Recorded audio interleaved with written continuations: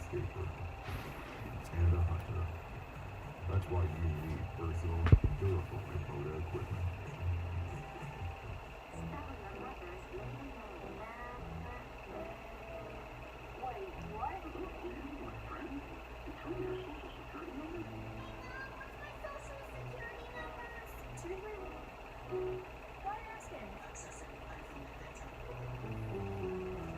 Hello everyone, I am BowserJrXD, and welcome to the Verizon 200 at the Brickyard. Indy Road Course, race 22. Hello, Tucky Plays. Yes, you are first, my man. Race 22 of the 36 race Cup Series schedule. 5 races to go until the playoffs. 14 winners. Or it's the first off the insanity that was the Pocono ending. It might be the first time that it was been Pocono than Indy since the mid-2000s. Alright, I'm very happy for this. Although I would prefer the Indy Oval, we still got, hopefully, a great race ahead of us. Daniel Kvyat making his Cup Series debut for Team Hezeburg. He was the most successful Russian driver in Formula 1. He scored, I think, 3 podiums, including the last podium for Toro Rosso before they became Scuderia AlphaTauri. Hello, NASCAR Fan 88.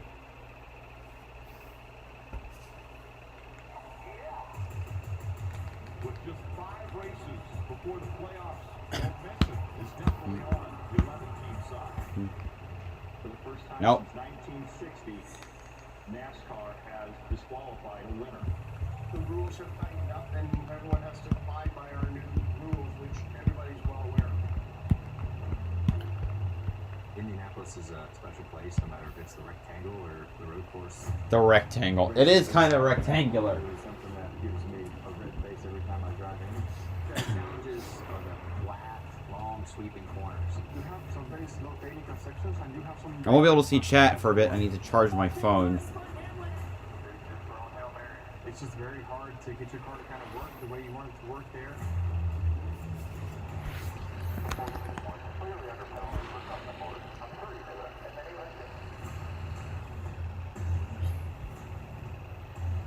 It's time for NASCAR Cup Series racing. Verizon 200 at the Pennzoil. So, I should get this out so I can read off the starting lineup. 1909.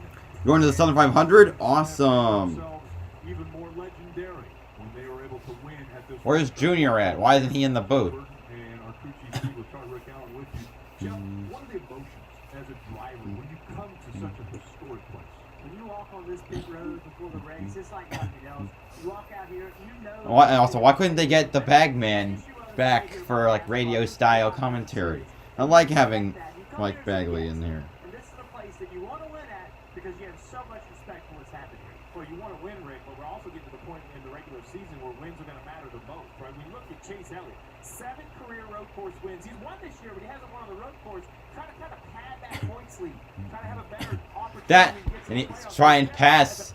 Oh, there's Jeff Gordon talking to Chase Elliott. And Blaney, they want to get this 0 next to the name off their shoulders for victory lane. And they need to. They're going to make Truex in his auto owner's insurance car. Blaney in the Menards car. Well, Truex, I have serious concerns. He was the guy that we thought was the road course king. He hasn't seen the top 5 on a road course in over almost a year. So he's starting 25th on top of that. So he's going to have to rally to find a way to get to the front. And Rick, no matter how good your driver is or your car, you're going to have to call the race correctly. Teams, crew chiefs, everybody has to go on the same plan today. And everybody right now is on the same plan. It's time to fire the engine. Let's go trackside for the command. And now, for the most famous words in motorsport. Yeah, Dale Jr.'s not there. Welcome Verizon Crisis Response Manager and volunteer firefighter from Helen, Pennsylvania, Andrew Fusco. Riders, start your engines! And with that, I will begin to go over the starting lineup for today's race. Starting 38th, driving number 47, Kroger Gogurt Chevrolet. Yeesh, Gogurt. I haven't had it in a long time. For JTG Daugherty Racing, Ricky Stenhouse Jr. Starting 37th, driving the number 78, Alloy Employer Services Ford. For Live Fast Motorsports, Josh Williams. Starting 36th, driving the number 26, Hesselberg Systems Toyota. For Team Hesselberg. Yeah, for Team Hesselberg. Daniel Kvyat. It's hard to pronounce. Starting 35th, driving the number 43, Focus Factor Chevrolet. For Petty GMS Racing, Eric Jones. Starting 34th, driving the number 27, Sherfick Companies Ford. For Team Hesselberg, Loris Hezemans. Starting 33rd, driving the number 51, Nurtec ODT Ford. For Rick Ware Racing, Cody Ware. Starting 32nd, driving the number 77, Ziegler Auto Group Chevrolet. For Spire Motorsports, Josh Bilicki. Starting 31st, driving the number 7, Fraternal Order of Eagles Chevrolet. For Spire Motorsports, Corey LaJoy. Starting 30th, driving the number 42, Ferris Chevrolet. For Petty GMS Racing, Ty Dillon. Starting 29th, driving the number 3, Bet MGM Chevrolet. For Richard Childress Racing, Austin Dillon. Starting 28th, driving the number 48, Ally Chevrolet. For Hendrick Motorsports, Alex Bowman. Starting 27th, driving the number 15, Built Ford Proud Ford. For Rick Ware Racing, Joey Hand. Starting 26th, driving the number 45, Monster Energy Toyota. For 2311 Racing, Ty Gibbs. Starting 25th, driving the number 19, Auto Owners MTJF Sherry Strong Toyota. For Joe Gibbs Racing, Martin Truex Jr. Starting 24th, driven the number 41, HaasTooling.com Ford. For Stuart Haas Racing, Cole Custer. Hold on a minute. Starting 23rd, driven the number 24, Acronis Chevrolet. For Hendrick Motorsports, William Byron. Starting 22nd, driven the number 5, HendrickCars.com Chevrolet. For Hendrick Motorsports again, Kyle Larson. Starting 21st, driving the number 1, Worldwide Express Chevrolet. For Team Trackhouse Racing, Ross Chastain. Starting 20th, driving the number 16, Goldfish Casino Slot Chevrolet. For Colleague Racing, AJ Allmendinger.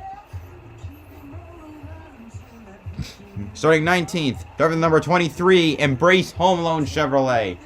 For 2311 Racing, Bubba Wallace. Starting 18th, driving the number 4, Gear Wrench Ford. For Stuart Haas Racing, Kevin Harvick. Starting 17th, driving the number 31, Leaf Filter Gutter Protection Chevrolet. For Colleague Racing, Justin Haley. Starting 16th, driving the number 17, Violet Defense Ford. For Roush Fenway Keselowski Racing, Chris Buescher. Starting 15th, driving the number 11, FedEx Express Toyota. For Joe Gibbs Racing, Denny Hamlin. Starting 14th, driving the number 10, Mobile One Gear Wrench Ford. For Stuart Haas Racing, Eric Almirola. Starting 13th, driving the number 21, Dex Imaging Ford. For the Wood Brothers, Harrison Burton. Starting 12th, driving the number 6, Castro Ford. For Roush Fenway Keselowski Racing, Brad Keselowski. Or Keselowski, however the hell you want to pronounce it.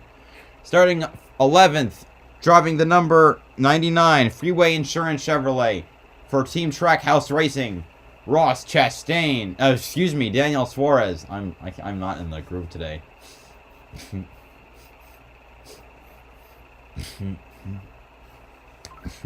Starting 10th, driving the number 18, M&M's Peanut Butter Toyota.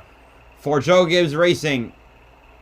I got distracted by the screen. Kyle Busch. I think there are like multiple pace cars, each that have multiple Indy winners. I could have sworn I just saw Mario Andretti in one of them.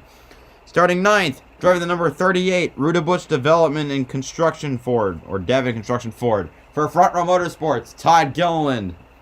Starting 8th, driving the number 9, Napa Auto Parts Chevrolet. For Hendrick Motorsports, Chase Elliott. Starting 7th, driving the number 34, Horizon Hobby Ford. For Front Row Motorsports, Michael McDowell. Starting 6th, Driving the number 12, Menards Moen Ford. For Team Penske, Ryan Blaney. Starting 5th, driving the number 22, Shell Pennzoil Ford. For Team Penske, Joey Logano.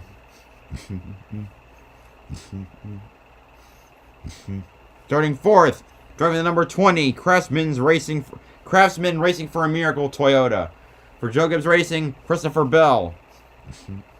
Starting 3rd, driving the number 14, HighPoint.com Ford. For Stewart Haas Racing, Chase Briscoe.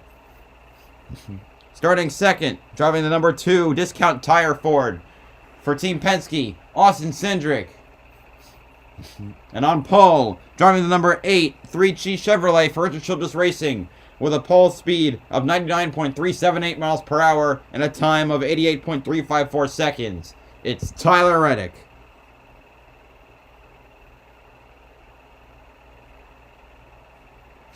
Yeah, 27 and 26.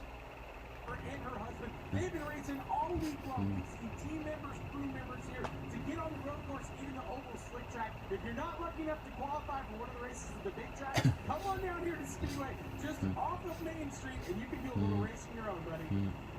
Appreciate that, Rutledge. And our own Parker Kligerman yesterday was in a fire suit as a driver in the Xfinity Series. He's switched over and now on pit road for us. Parker. Right, Randy. What does it mean to win here at Indy? Well, when you're named after four-time Indy 500 champion AJ Foyt, which is a case manager in Paul Lindner, after winning last year, he got to be a part of a photo yesterday morning with all these past legends and winners at Indy. Yeah, Dinger, one of the picks to win, I'd say. Dinger, Briscoe, Cindric, Elliott, Larson. That photo is the most meaningful personal photo he's had in his entire life. He'll start 20th thing trying to make it back-to-back. That's really cool, Parker. Hey, as good as Chase Elliott is on the road course, 7 of his 17 wins have come on tracks like these. There's always something to learn. He leaves the pit box just now. His spotter tells him when you get over to the commitment line, I'm going to show you where the orange commitment box is. Because somebody blew that yesterday, and if you blow it today, you can be I don't remember who blew it. I remember it happening. It might have been Brandon Jones. No, Briscoe blew it, I think. Because he blew it trying to get to beat the caution flag. After that, there were certainly some hurt feelings in our race shop. But since then, we have really put it behind us as a race team. And he had a meeting with his team a few weeks ago and said, listen, we're all professionals. Some of you guys on this team... Yeah, Reddick's also up there for road course wins. This as a race team, and since then, Rick, they have been very focused, and they are terrific at road course races. 3 of the last 4 races, Tyler Reddick has finished inside the top 5 on the pole for the second time today, trying to get his second Cup win. Yo, Cody Ware wins. Good luck. That's all I can say. What will they have to do? They'll have to take on this 14-turn road course. Junior, Jeff, you guys take us around here. Junior, you're out there with Hinch yesterday. Yeah, getting down into turn 1 on restarts. They're going to be 3, 4, 5 wide trying to fall down into turn 1, getting pushed off into the grass. A lot of contact right through that corner. Also coming around turn 4 is going to be racing a blind apex there. Expect to see some guys miss that as well. Then it leads into turn 7. A heavy break is an opportunity to pass. And then a much slower section. You got This junior is there for... No, he wasn't before. 12, a lot of braking issues in 12 with sliding left front tires. Turn 14, home to the front straightaway, really important. Possibly setting up passings down into turn 1. Well, you guys talked about the track itself. We just heard Dave report about that orange box coming to pit road. So right here at the top of your screen, that's turn 13, a left-hander. But if you're going to come to pit road, you're going to go swinging a little further. You're going to come down this area here. So if we zoom in a little bit, you're going to see that entry, and then it comes to the left. Go as fast as you want on that pit entry until pit road speed line. This is the yellow line right here. We have it every other racetrack. A lot of time getting onto pit road, Rick. Kind of the same way on exit. We know the very historic long pit lane here in Indianapolis. Well, when you leave, you cross that yellow line, and then it's hammered down as fast as you can go to the right of turn 1. Inside that curving, inside that white line, blend over in turn 2. This is the big conversation because these road courses, we expect to see a lot of green flag pit stop. Dave mentioned it. A lot of people had issues with that orange box on the pit road yesterday. If you have seen the Indianapolis 500, you know that the cars go around this racetrack normally counterclockwise, but not on the road course. The road course is a clockwise motion around this track, and so that's a situation that these teams and drivers will have to deal with, like you had mentioned. All right. Who y'all think's going to win? Let's go back to pit road. Well, Rick, it's been no secret this year that the Toyotas have struggled on the road courses. Yep. And yesterday, Chris Bell lit up the time sheet, being in the top 5 for most of practice, and obviously in the qualified fourth. And he told me, man, we've been so bad, it was gratifying. Oh. I asked his team, what do you feel like you found Ooh. on this speed? And they said, in the brake zones, we saw a You lot can of feel that. under Oh, the brakes. man. Chris Bell doing a great job in those brake zones. Keep an eye on that 20 car brake zones, Dave. Ross Chastain will be in the number 1 for Trackhouse Racing as always today. And you'll recall that his first career win was on the very technical Circuit of the Americas, COTA, where he won earlier this year. Ran this race yesterday in the Xfinity Series and ran in a very traditional Ross Chastain style. Well, beat and bang and let me by on coming through and finished 4th. Good laps from yesterday. Ross expects to do well today, Marty.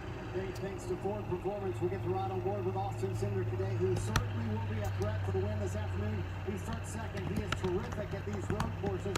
One thing not in his favor, he doesn't have 2 pit crew members. He doesn't have his crew chief, Jeremy Bowens. They left a wheel loose at New Hampshire a couple of weeks ago.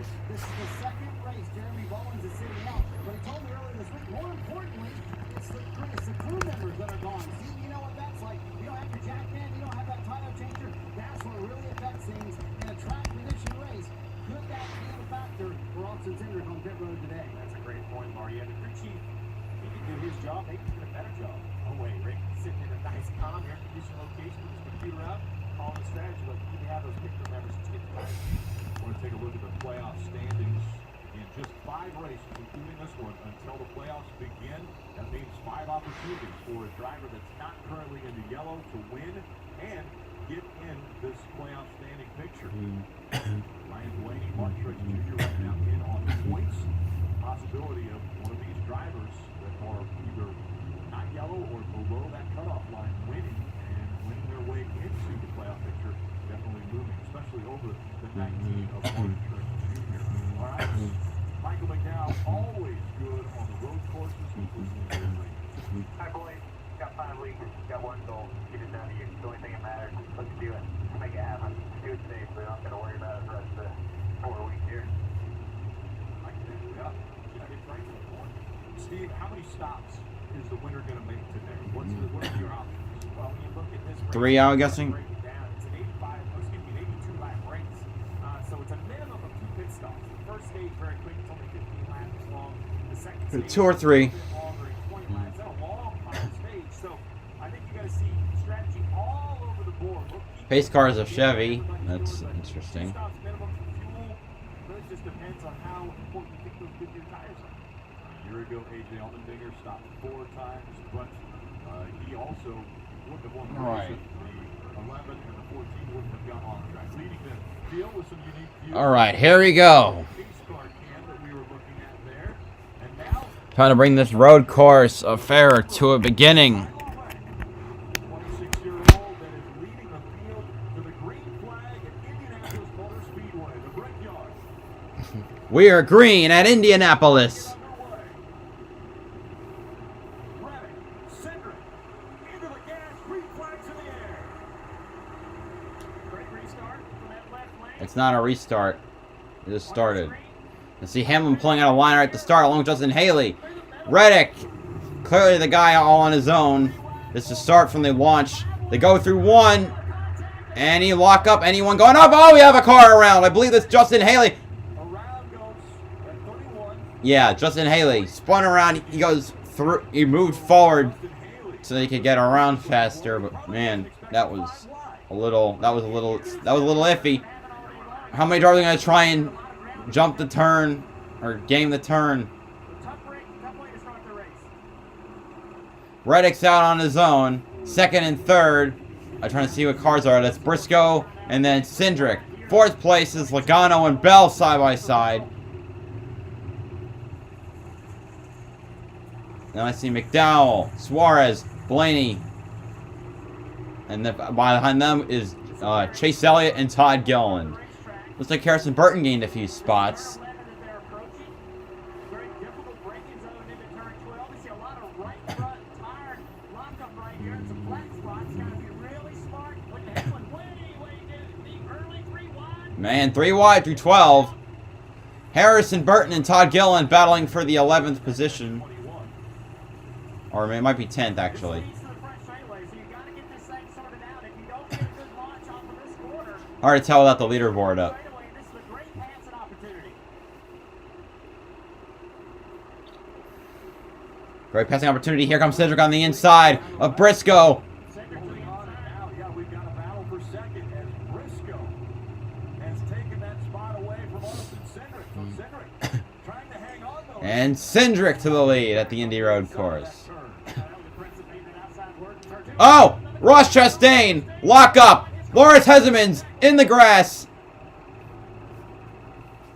Loris Hezemans in the 27 was also involved. Man. Contact.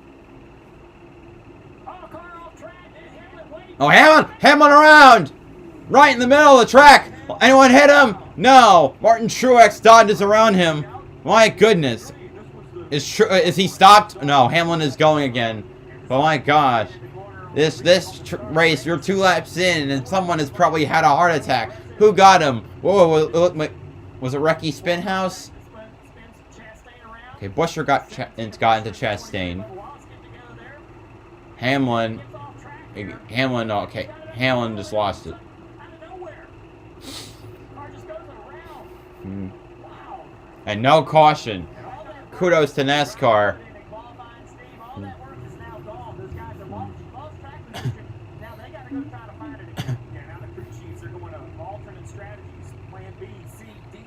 First of all, make sure you have no damage on your race car, and then start working on how you can try to find a way to get some positions back. Where's Kvyat? Drivers, we see the car in pit road. It's Justin Haley.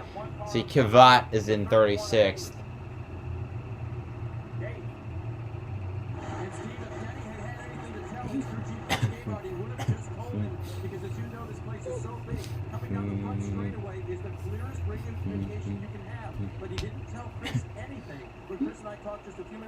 There's Hamlin Almirola. Ooh. Oh, Hamlin forced Almirola off the track. And there's Kvyat back there. Man, my goodness.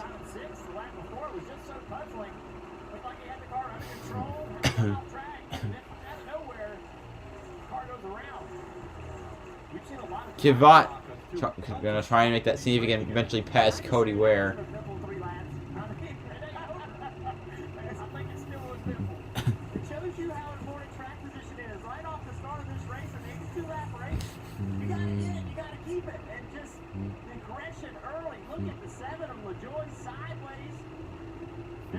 Hamlin gonna try and eventually make the passes. He can't seem to make it work. He's in 31st right now, or 32nd right now behind Bilicki.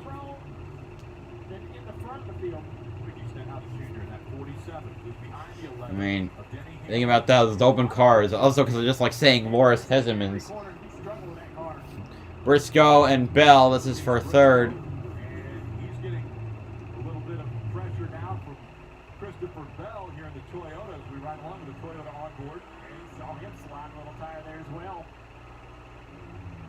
Briscoe's struggling just a little bit here.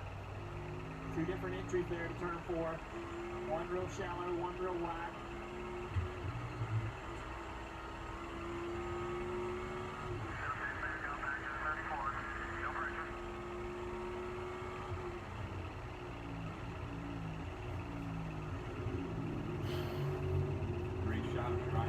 Well, I'm so tired because I had a haircut and a steak sandwich.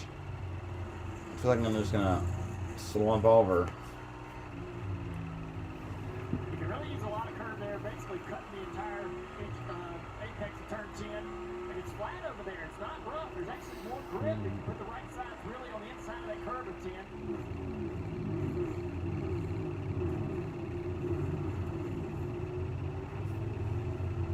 Bell was pressuring Briscoe, but now about a car length separate these 2 cars, Marty. Rick Chase Briscoe sitting in 3rd. His car was so good on the front end of the run yesterday. So much speed to start off with. They made changes overnight, and they kind of felt like maybe those changes might take a little bit of front end speed away, but it would really help them at the end of the run, which could be key today. Meanwhile, a little further back, Daniel Suarez sitting in the 7th position. His helmet hose is Bell trying to get that turn 5. Won't be able to make that move. Helmet hose for Daniel Suarez actually blowing in hot air inside the helmet. So, Jeff, how much of a distraction is that? In fact, Daniel said, if I lift my visor, it's cooler than it is with the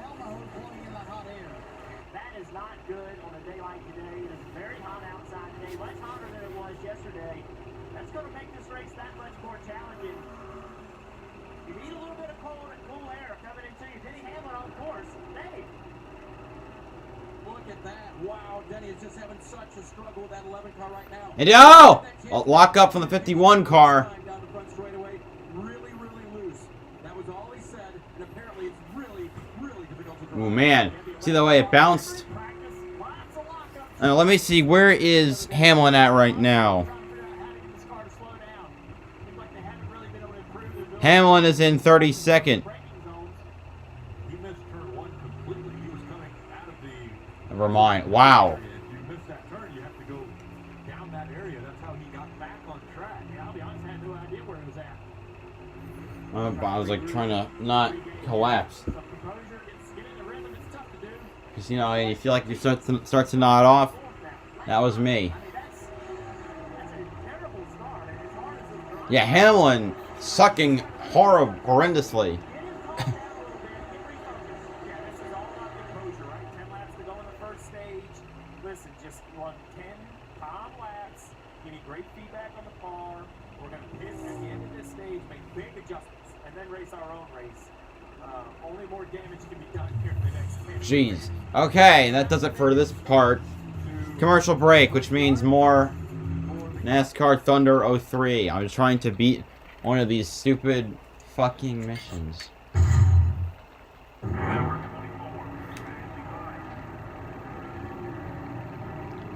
Hope everyone's enjoying the race thus far.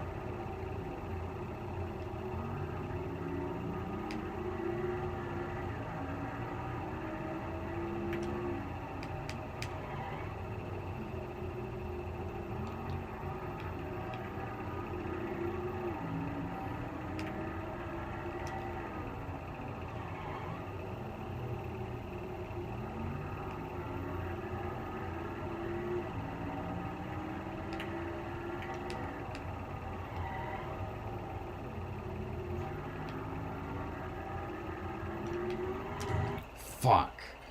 The challenge that I keep trying to beat is one at Martinsville, where you have to pass the guy who's about a second and a half in front of you in 5 laps. I am terrible at Martinsville. Like, I am horrendous at this track. So it's just a struggle.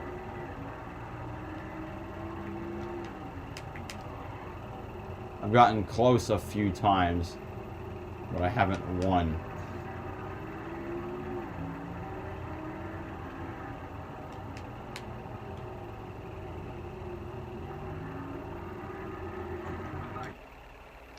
It is playing the game is waking me up, which helps.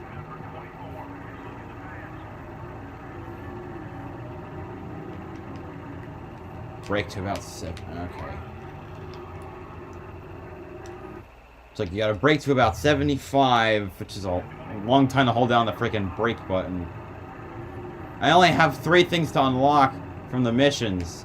Cale Yarborough's car, Johnny Sauter's car, what is when he was driving for RCR, and the what else? The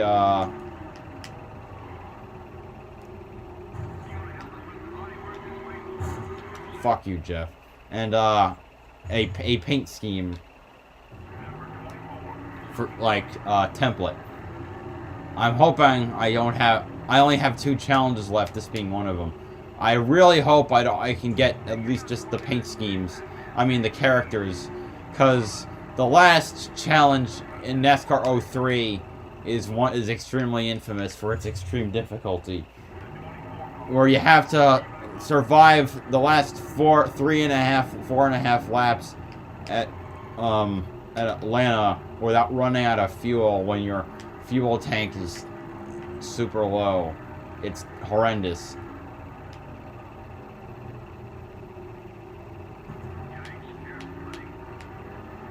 And when I'm at Martinsville, all I do is freaking smack into the wall. Okay. Hold on a minute. Before I...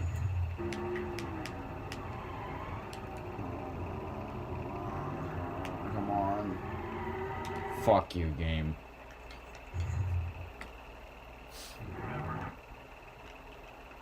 Alright, back to the race. We're 8 laps completed. Reddick still leads. Your top 10 are Cindric, Briscoe, Bell, McDowell, Suarez, Blaney, Logano, Elliott Gilliland. Wait a minute. Something happened to Harrison Burton and Arash Chastain. Wheel lock up. Oh! Smack into the 15 and they both spun. Chastain hit the grass. Let's see. Keselowski also had a problem. It was like... Oh, he spun until turn 1.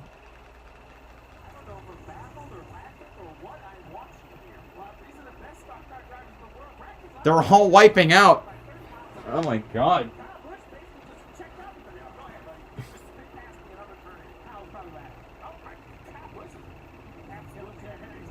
Okay, Elliott Gillen.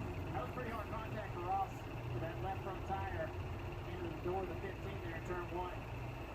Why have all these people have practice record? They've lost their mind. I just think This is the... performance on this car is so good that when you try This is... It's comical. you're just asking yourself, you're just putting yourself in a position to make a mistake. It's comical. They're all trying to outbreak each other as they tend And they're all to just road courses. fucking it up. And with the braking performance deep in the braking zone here, there's not much more you can get. We've seen a lot of mistakes early in this ball. Bilecki looks like he had a bad turn. He got passed by Stenhouse. To go in the first stage. And had Landlor's Hessemans. Somebody made a mistake in that corner every lap. Banks not having any problems. Now front is rolling. 2-second lead on Cindric. There you see it. I think Cindric slowed the gap just a little bit. The top 10, McDowell, Blaney, and Gilliland have not won. Fighting all over the racetrack. I'm listening to some of the radios. A lot of drivers fighting to drive off. Braking issues. I can't help but think, just feeling out here, that it is hotter than yesterday in practice. We know how finicky this car can be, how sensitive it is just to small changes. I just got a track test for one that's used out here. Ty Gibbs up in 22nd position. Of course, the next driver to pass, Cole Custer, is 3.7 seconds.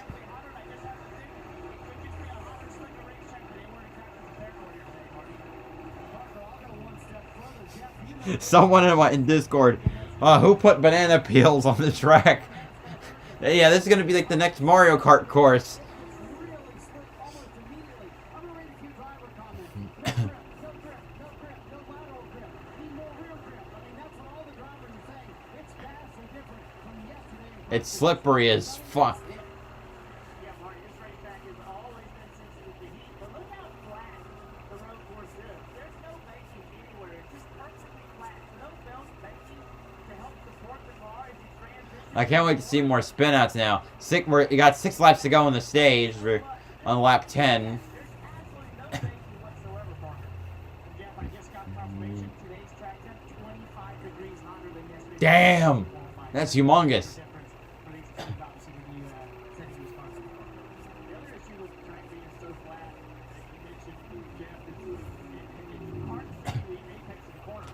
Basically, you get down to turn 1, the only thing telling you that there's a corner coming are the braking signs on the right, on the fence, and this tiny little curve way off in the distance on the inside of the turn. Other than that, Unbelievable. it didn't allow you to see the racetrack and understand how close you were getting, the perception of Where's Kvyat? Oh, wait. He just got passed by Cody Ware. Yay, he got it back. Kvyat, don't lose to Cody Ware, please. If only the Heseberg car wasn't a piece of crap.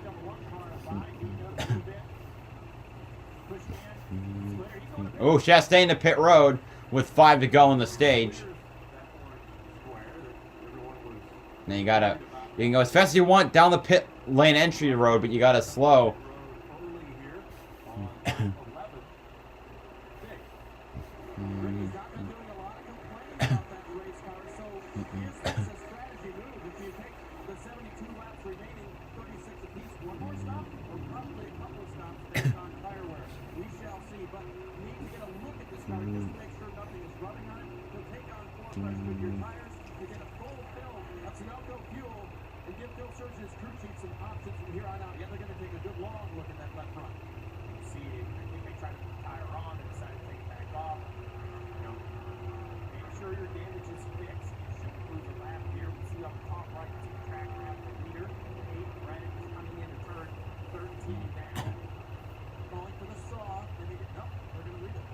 Oh, I didn't realize the fender sticking out. Okay.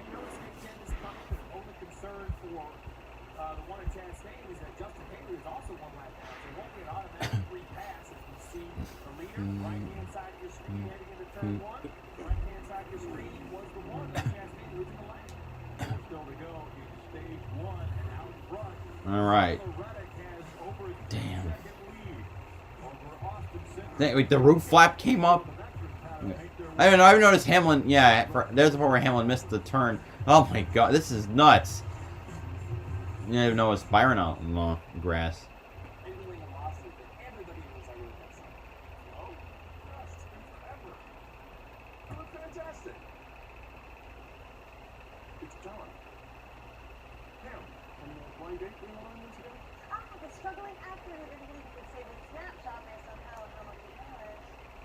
Let's talk about it over dinner sometime. Well, I usually don't talk on the phone during dinner, but for potential customer Tom Ham, I will make an exception.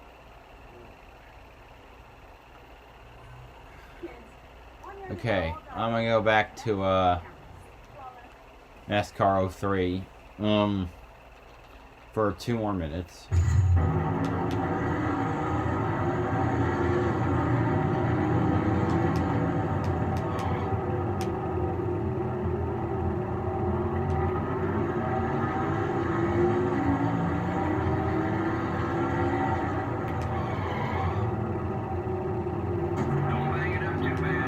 Smack the wall.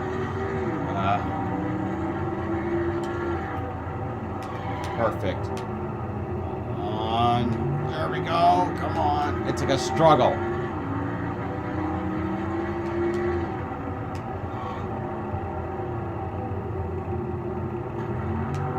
I purposely just straight screw it and aim for the wall, so I'll take some body damage.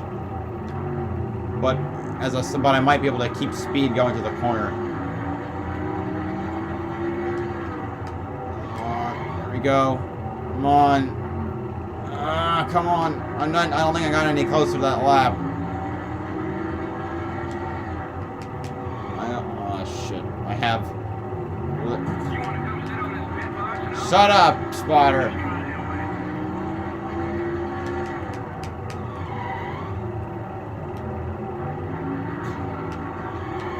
Fuck! I spun out. It's so hard. I don't want to do the fuel mileage one. Okay. Oh Jesus! Busher on pit road. Is the car overheat? Oh, he can't see. Busher. Reddick on pit road, the leader.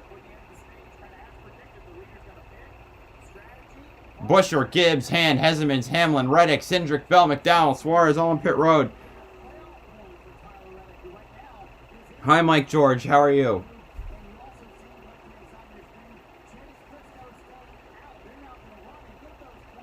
Yeah, also, not to mention that when Reddick crosses our finish line as the leader, or whenever the leader crosses our finish line with 2 to go, that locks the field from going onto pit road.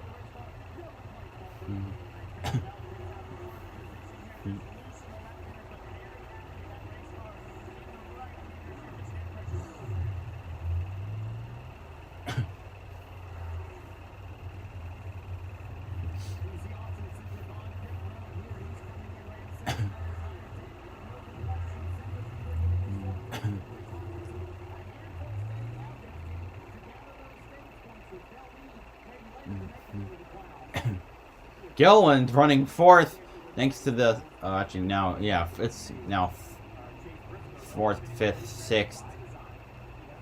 Reddick comes out, not in the top 10. And the leaderboard can't figure itself out. It keeps flipping around. Yo, I think you're having a seizure. Reddick pooped out to the top 20.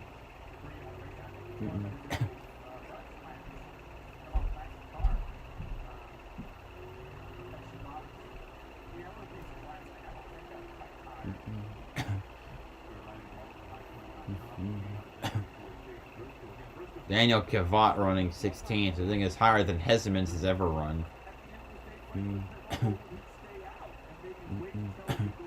Reddick popped out in 15th. Cindric popped out in 17th. He's 9 seconds behind. I can't tell because it keeps flipping on itself.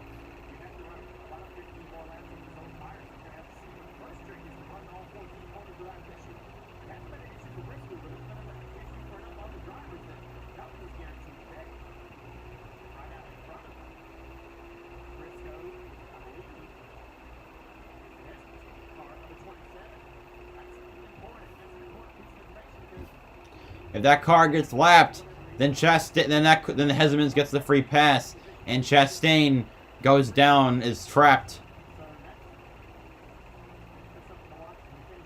Having said that, though,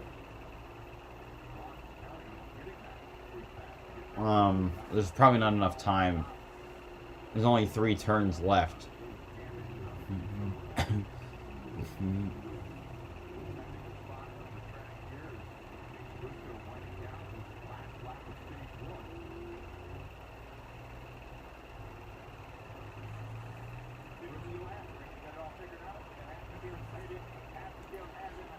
Anyway, Hezemans will hold on to the lead lap with the green and checkered flag waving. Stage 1 goes to Chase Briscoe. Second, Blaney. Third, Logano, Elliott, Blaney, Byron, Logano, Elliott, excuse me. 6th, Gillen. 7th, Larson. 8th, Kyle Busch. 9th, Harrison Burton. 10th to Martin Truex Jr. Alright. Ooh! Ooh, Elliott spun! Oh my god. Through 1. Dang. He jumped a curb in the process.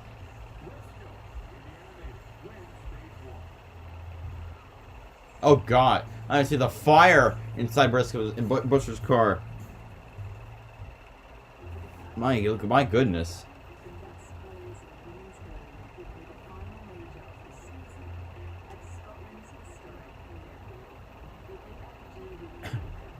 Alright. Now, I should do some stuff for my mother right now.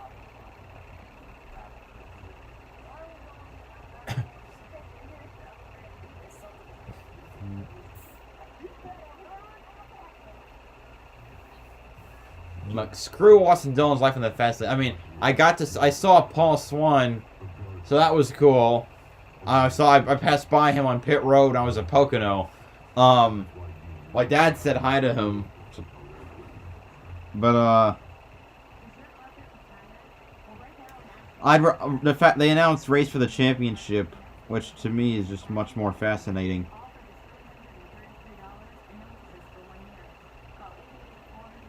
Bum ba dum ba da da da da dum ba da da da da da da da dum bum ba da dum ba da da da da dum bum ba da da da da da dum da da da da da da.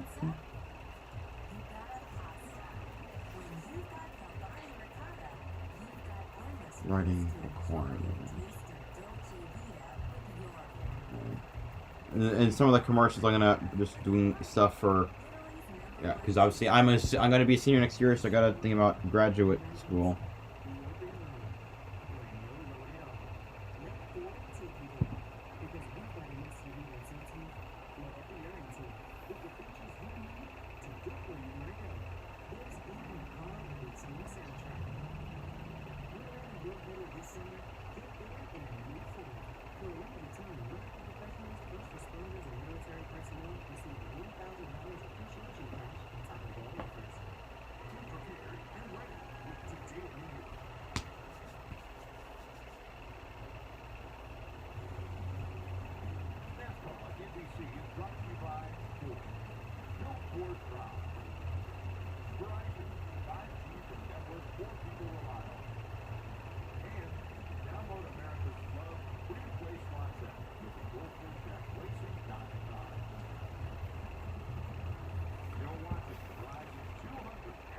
A lot of people got propped up seats along the track to watch. That's the beautiful thing about road courses. You can just pop up a seat somewhere to watch. I don't know if people do that at F1 tracks, but see how with Road America at least. That's right. You know, I asked our friend James Hitchcock, what's a spot that I can't miss? And he told me, when there's 40 daredevils on the track, you head to Daredevil Brewery. Take a look at this amazing place. We started in 2012, moved here in 2015 to a 10,000 square foot facility. This is an award-winning brewery, great place to watch a race. Try James's favorite, the Rooftop Brewery. And you can tell guys with the Daredevil up there in Sky at 9% alcohol by volume, you can find one too. What a great spot here in Speedway, Indiana, guys.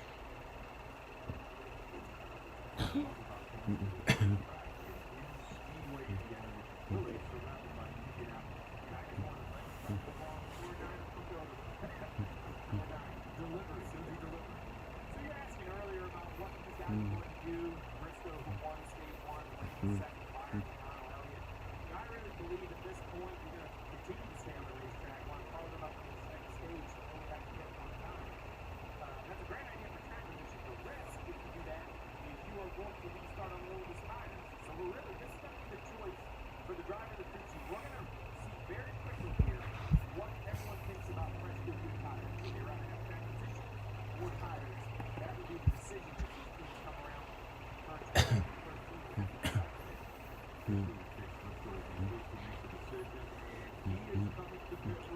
Some of the cars who did not pit are staying out, which I find interesting.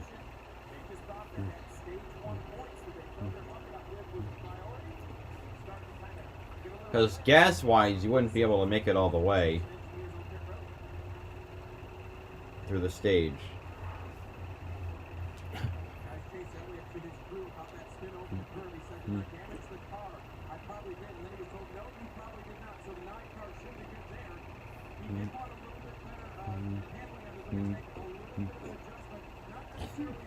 What's Trico? I see it's on the rear quarter panel.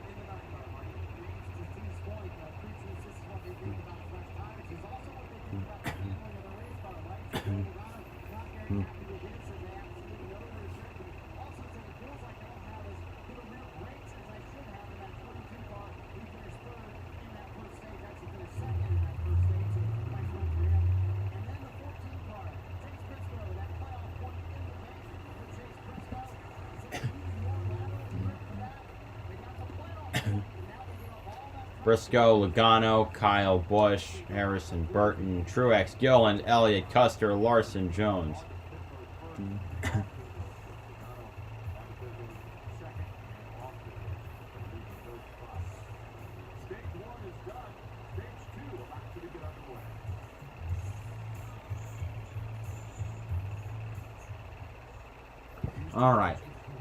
All right, Martinsville, it's you and me.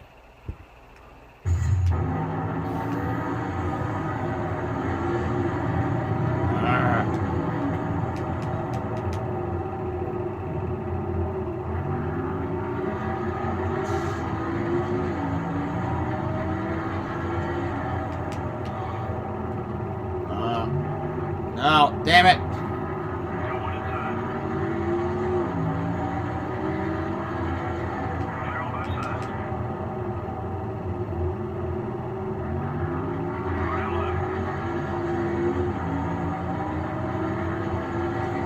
Brake hard. I instinctively start. Oh. And there's that bad laps. My margin didn't go down at all.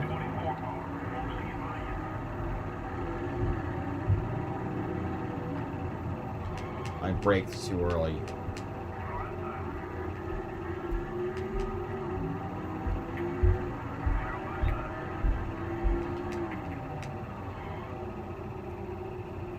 So hard. Martinsville is so... It's just a half-mile track. It's so hard to turn through. My goodness. You have no idea until you play it.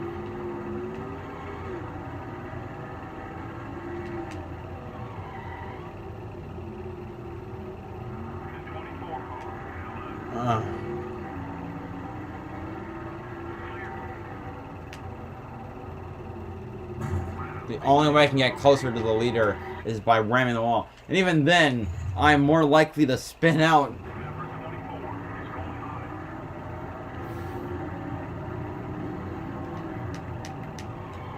Perfect. Or a little slow, but you know what? Okay, I towed the line. Come on. Nope, I'm gonna hit the wall. Shut up, spotter. Piss. Fuck you. Still can't run this track for shit. You know.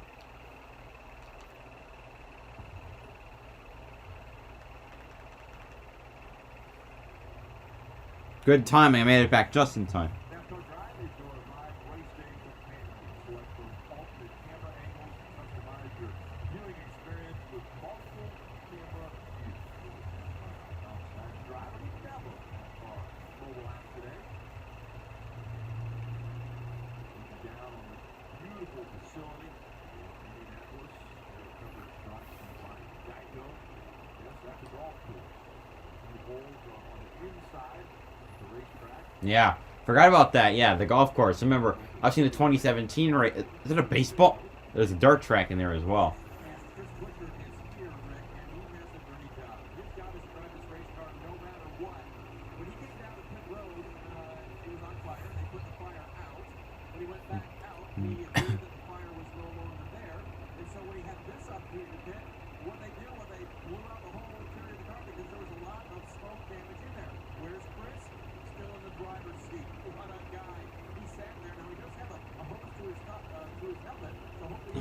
What a guy.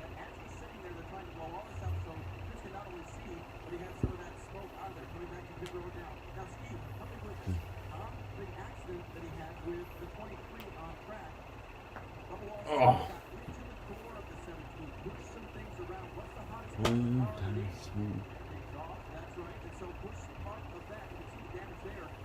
Oh geez, and part of the car just fell off. Well, there's a bit of debris.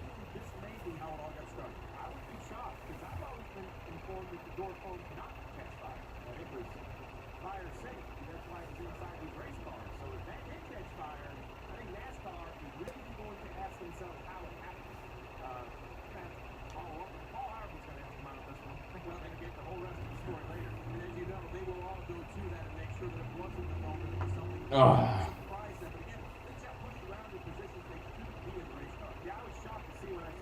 All right. Wow.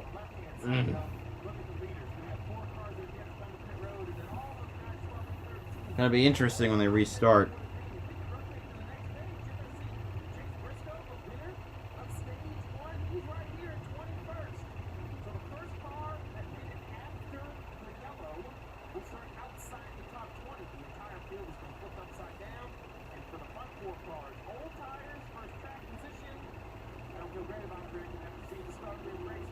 Here we go. Blaney and Byron leading the field back.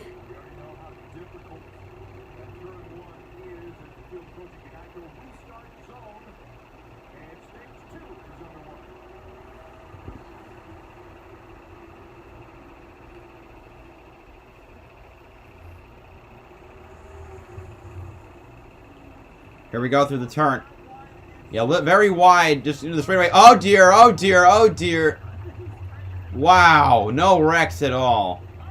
I changed my mind. Kevin Harvick goes around. Hezemans goes through the grass to avoid him. So does Chase Elliott.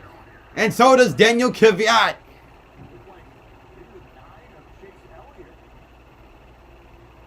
And another car went to the escape route way back in the field. What the heck was that, man? Ty Gibbs up to 13th. If he wins this race, I'm going to have a stroke.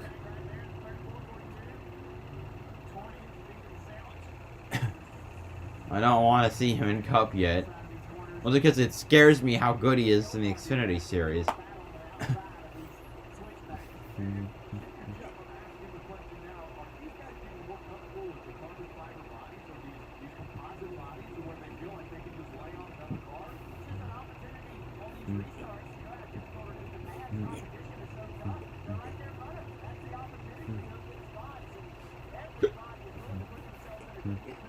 Show us the replay with Harvick.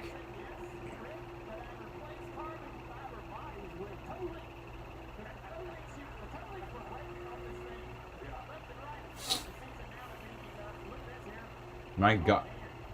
Just a A sandwich. Thank you, Ty Gibbs.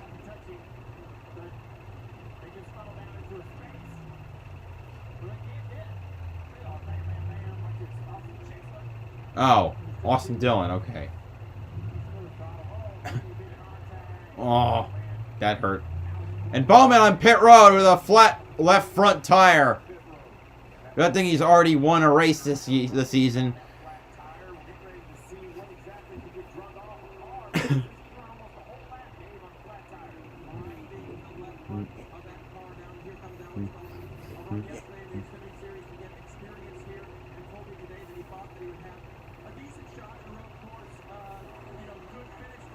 Nope.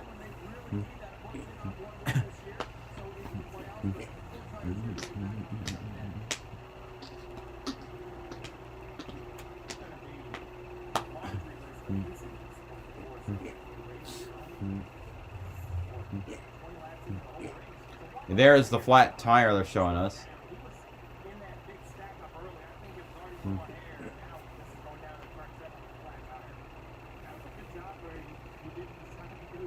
Oh man, my neck, I'm like turning like that hurts. Yeah, he'll just barely not be a lap down. We're 7 laps through stage 2.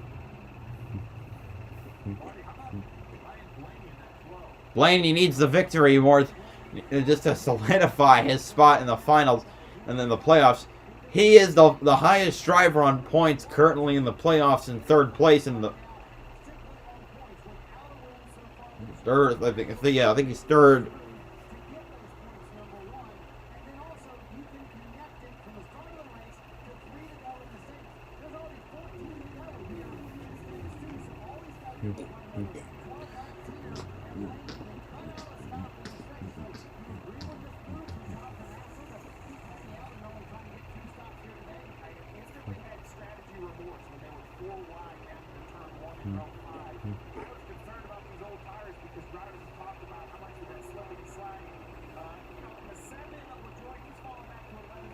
Well, yeah, but it's a Spire car. You can't compare them. Like, looking at this top 10, Blaney, Byron, Cindric, Reddick, Keselowski, Dinger, Suarez, Bell, Bubba Wallace, Michael McDowell.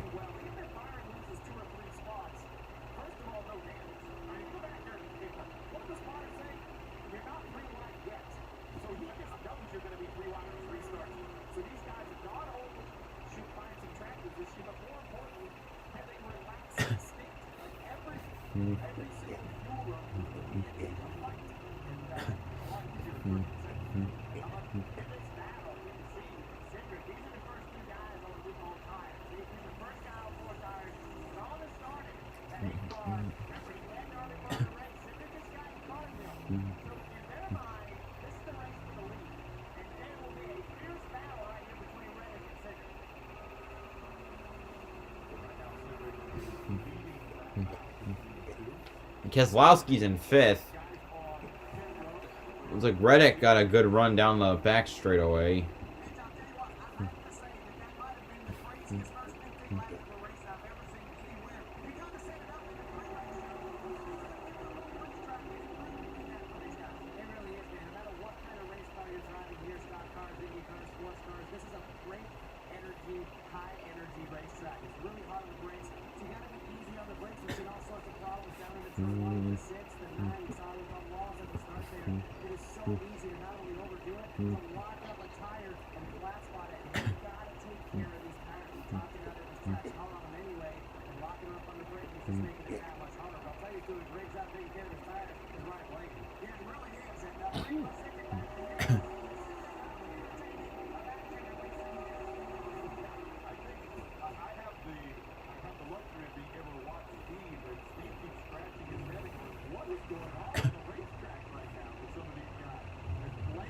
All right, Blaney, Byron, Reddick. Oh, Reddick got passed over by Cindric. Oh my lordy, lordy, lordy. I'll take another 2 minutes with this goddamn Martinsville. Actually, no. First, I need to do the next part of some stuff.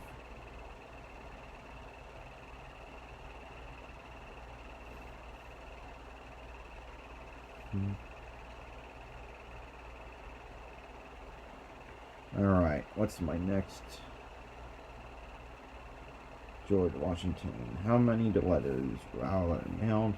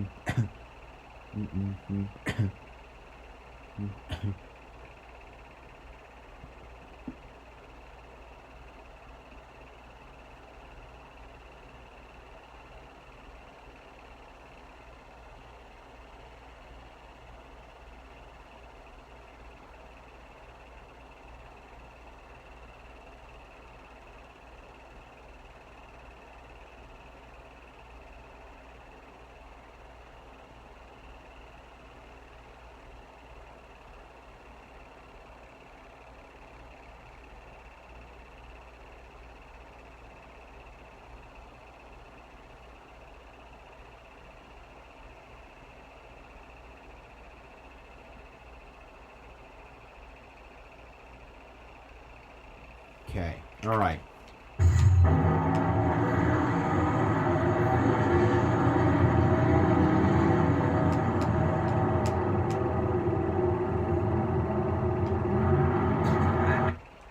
I know I screwed up. I didn't get under 75.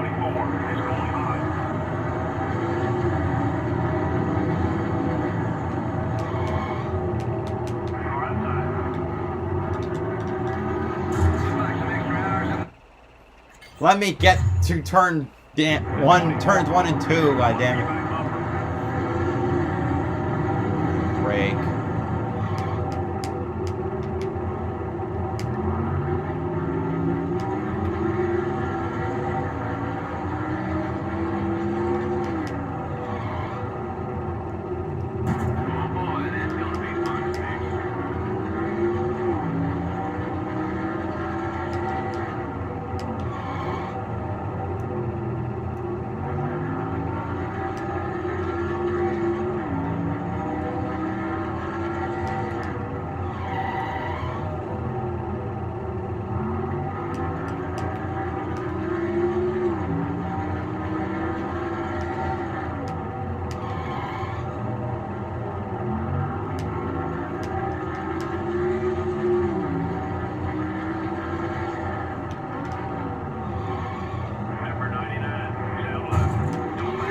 Fuck! I spun out halfway through.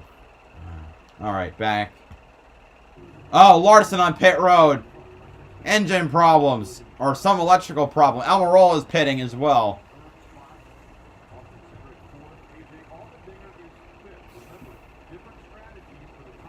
Damn. Reddick's back in front of Cindric. Man.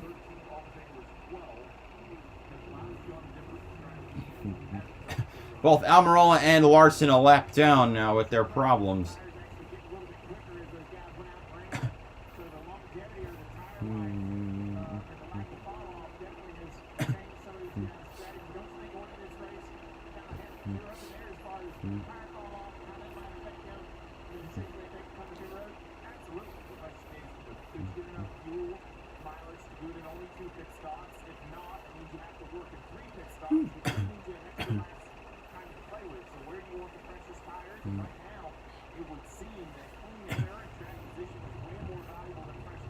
Great. A road course where tires don't matter.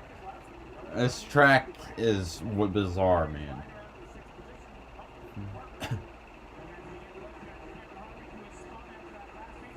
Trying to make... Oh, Dinger went off course! Wow! Oh, Burton and Custer around. Jesus. Custer taking the exit escape route. My goodness. This race is bizarre. I can't wait to watch the highlight reels.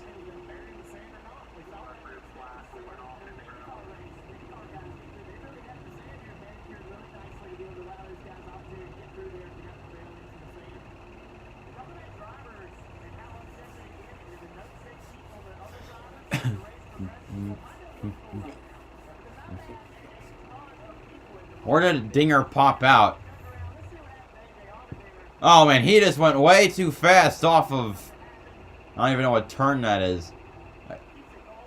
What the... Oh, jeez.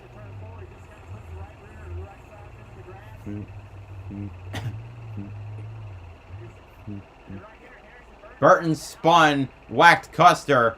Where does... Isn't there one more car, though?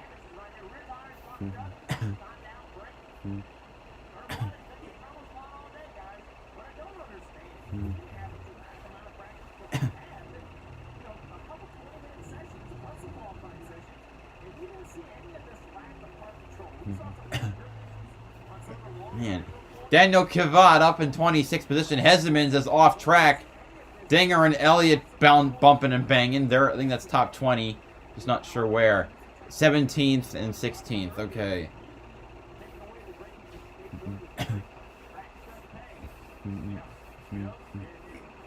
Larson's back on track. He's 3 laps down.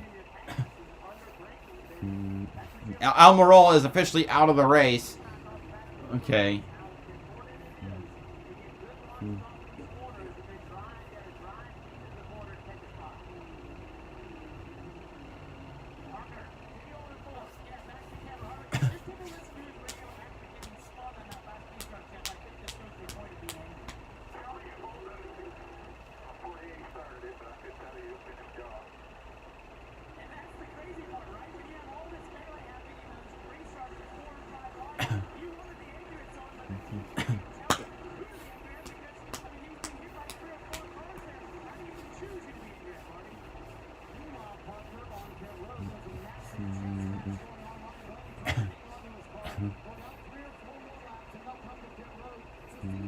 Man, they can go a long time on fuel. They can go 3 to 4 laps.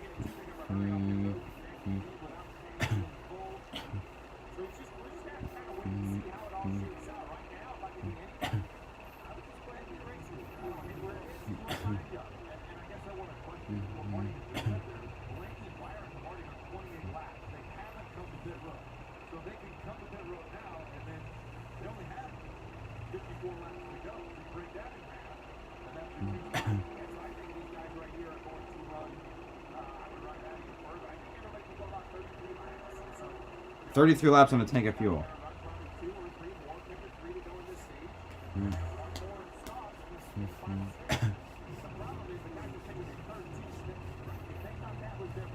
Oh man, Byron. Oh man, he's looking for us just for any opening he can find on that 12 car. Byron, a great road course driver on his own. He just usually is horrendous luck at most of them. The Roval is annoying me. Most left side in 2022. Blaney has the 6th most with 411, but yet is winless.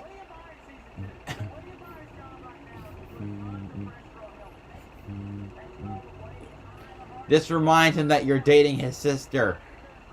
Actually, no, that'll make it worse. Keselowski and Harvick pitting.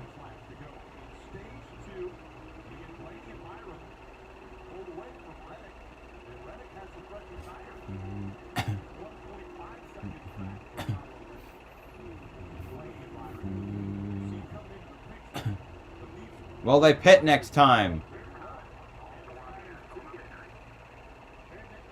Byron goes to pit.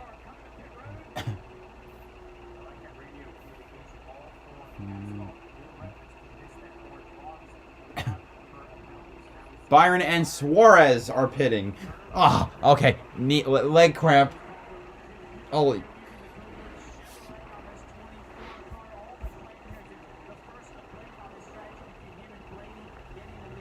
How do you like this now?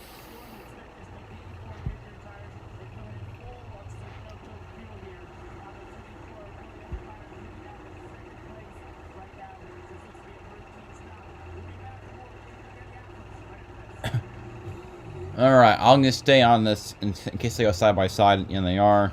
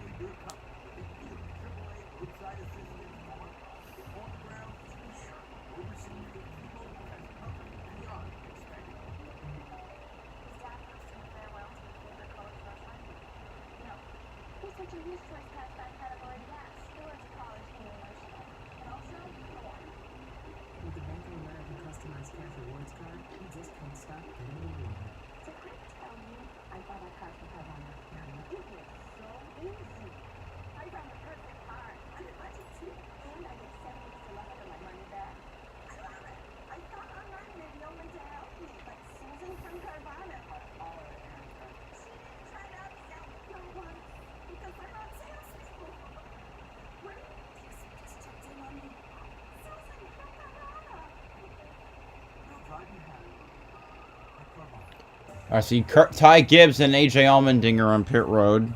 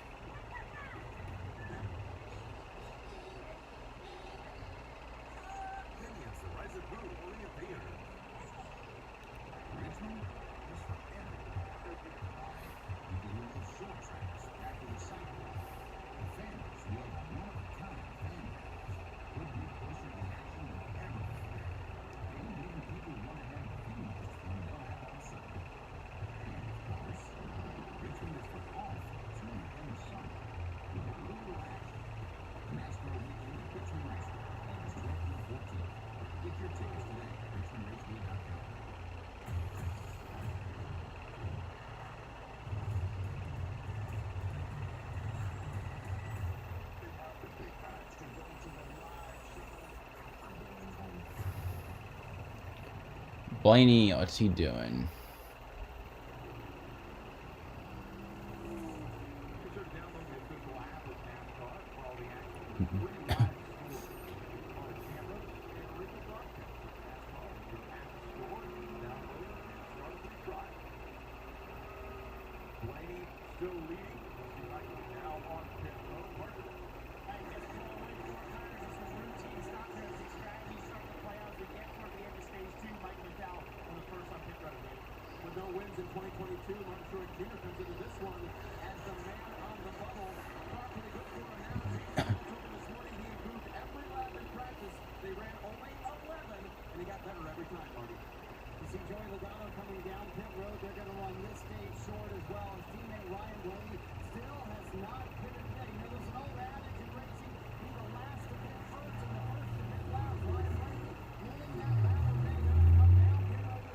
All right.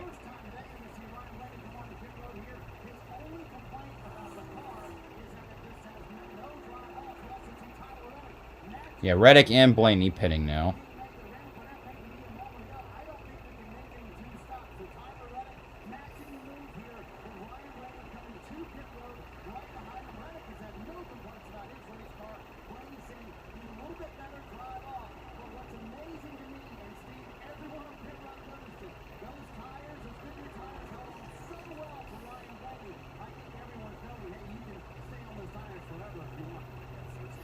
Yeah. So what they're gonna do? 2 laps to go. So the pit road is closed.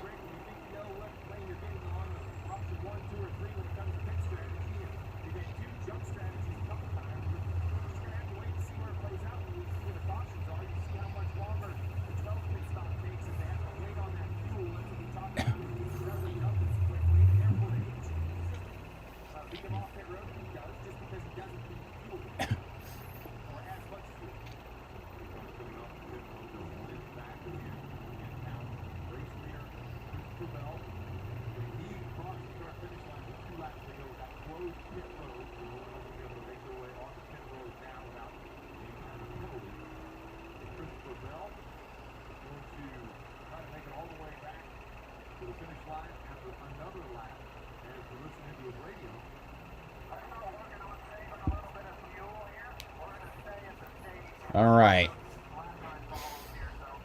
Cody Ware in 10th. What kind of bullshit is this?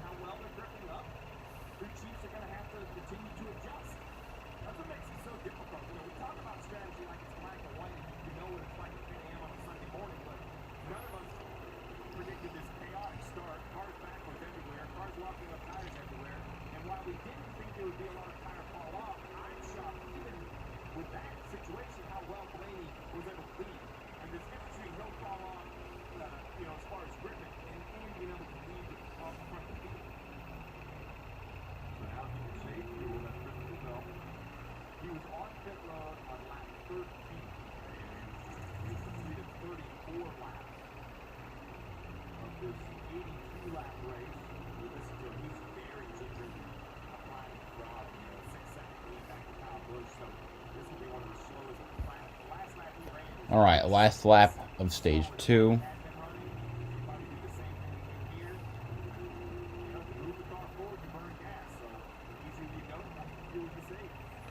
Hi, Anthony Stafford. No, like, why would I compromise my YouTube channel? Alright? That would be horrendous for me to do. You know, call me a douchebag, I don't care. Bell wins stage 2. Second place goes to, I think, Denny Hamlin?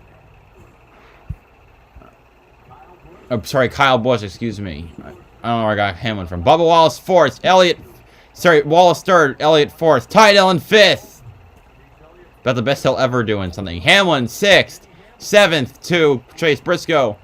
8th to Custer. 9th. Eric Jones, 10th to Cody Ware. Congratulations. That's like your participation award. Gotta make doing like as the most, you know, mocking slow clap. Yes, I can see that.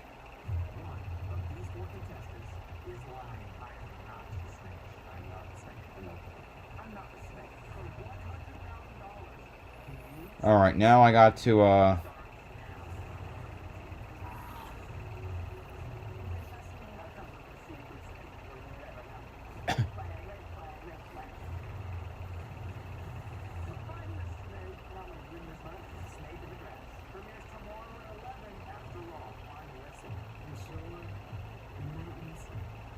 gotta do some more stuff for colleges.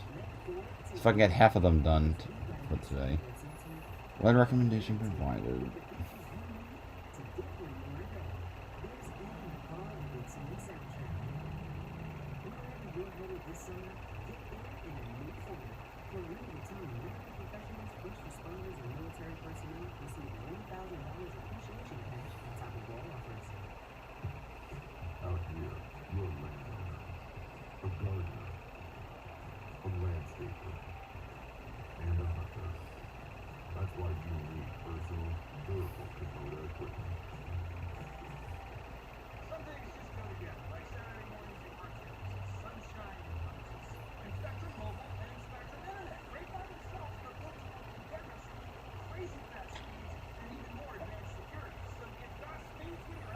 All right.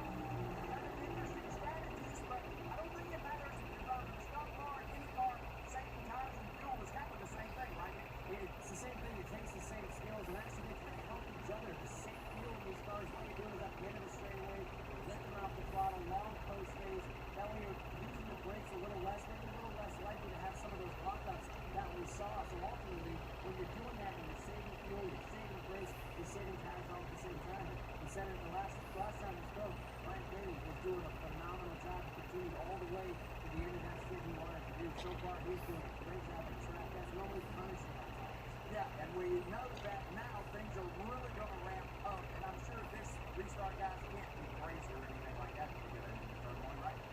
If we could be 8 wide, they might do it on this restart. We have seen 6 wide. It's been pretty incredible engagement. How have you enjoyed this crossover weekend? Oh, God, it's been awesome. I mean, to have Indy cars racing here yesterday and also the Xfinity race now being here with them. I think anytime you get race fans here at the Speedway for not 2, but 3 great races, it's huge. It's been a lot of fun being here, watching and learning a little bit. Hope all the NASCAR fans are watching the Indy car races as well. Got to enjoy that. And I can't wait for next year. Well, we've enjoyed the mayor of Hitchtown able to join us for this Cup Series race and part of the Pennzoil broadcast today as well. Great insight into the driver who was with life racing on this racetrack. All right, Kyle Busch, Chase Elliott, Kyle Larson, Cody Ware, Josh Bilicki, all pitting now.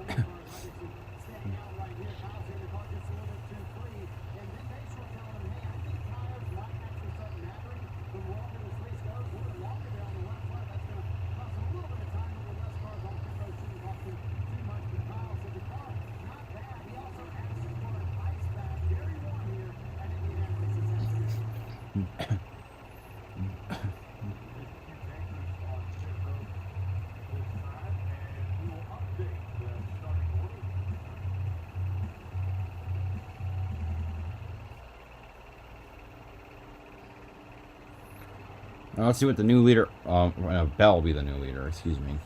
He'll still be the leader.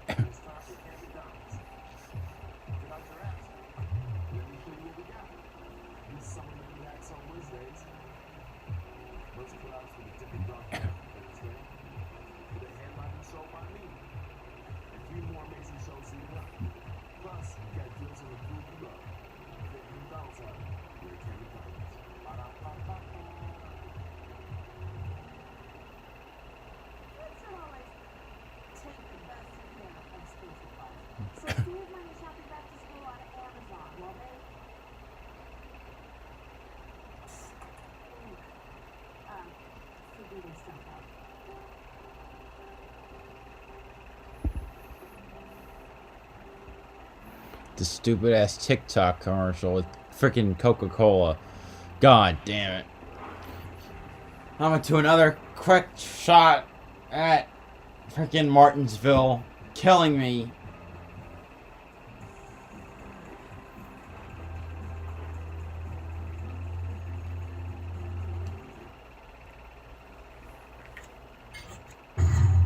If it doesn't work this time, I'm gonna go back to talking about the.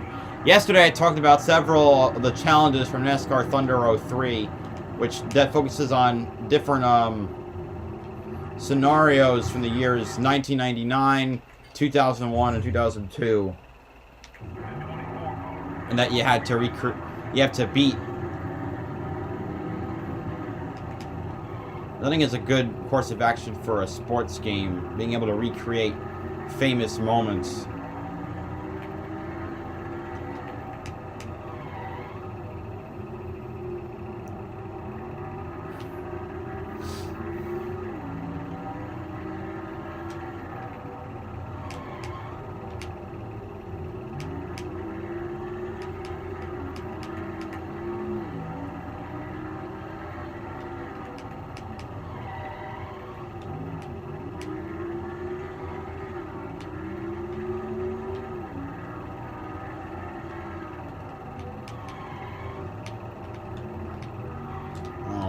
almost went off the track. I smacked the wall. That didn't help.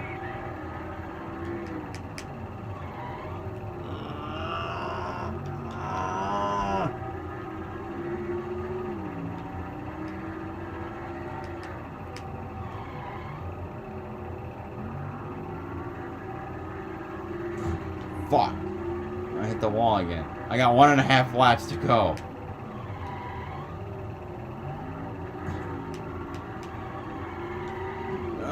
No! Damn it! That's the best run I've had in a while. Okay, back to the race.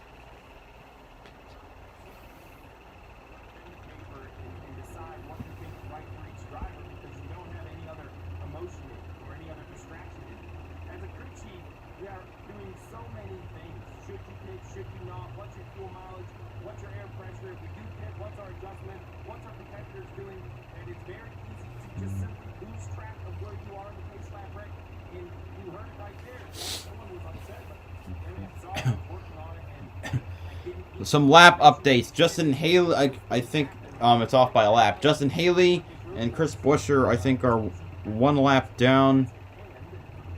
Larson, I think, is 3. Kvyat is 9 down, and the other 2 out of the race.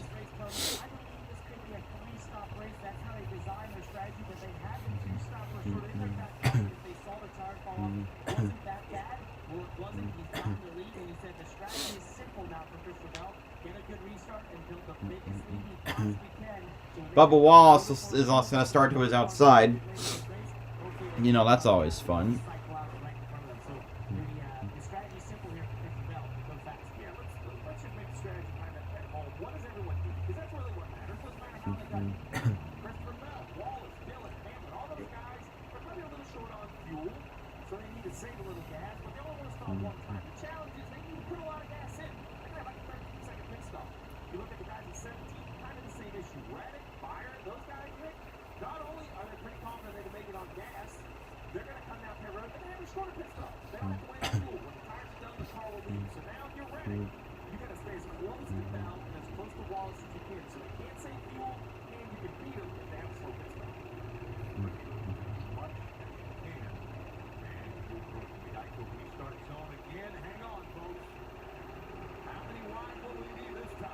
Here we go.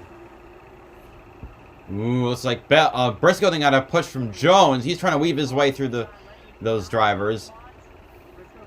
Here we go. It's going to be at least 3 wide, or maybe even 4 wide of the turn. Ooh. And he spin. Oh, 4 wide on the turns. McDowell forced into the grass. But no spinning. I can't even see. Front 2 are together. It wouldn't be a thing if Bubba could win this race. Ty Gibbs fell back to 20th. Remember, Blaney and Chess and Byron were the two cars that pit, the 2 lead cars that pit. Right now, Byron 10th, Blaney 11th. Oh my God! They swap back around and get their spots back. Okay, Hesmans is still off the track. Kvyat is pitting.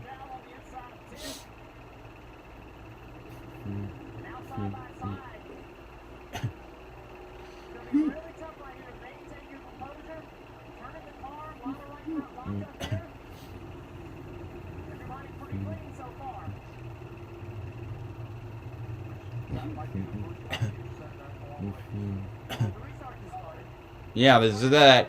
Some of the cars clip the dirt.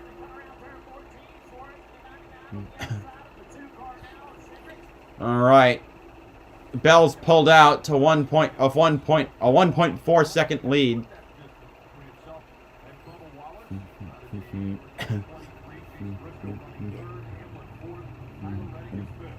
Top 10. Bell and Bubba has not won. Ty Dillon has not won. Eric Jones has not won. Ryan Blaney has not won. Cole Custer has not won.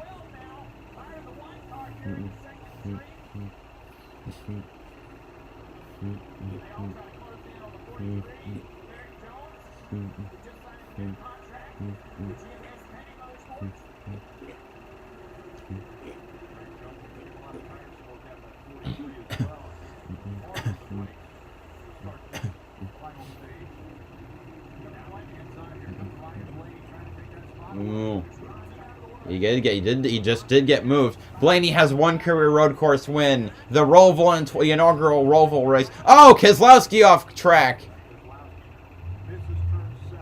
One of those wheels looks cocked. The stage cautions.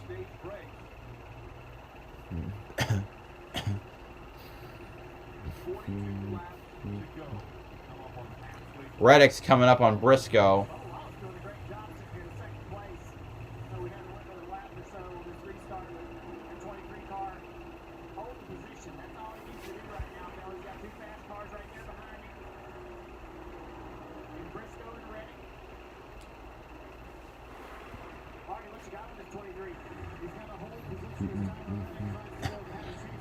I think he's going to get that position. Reddick to third.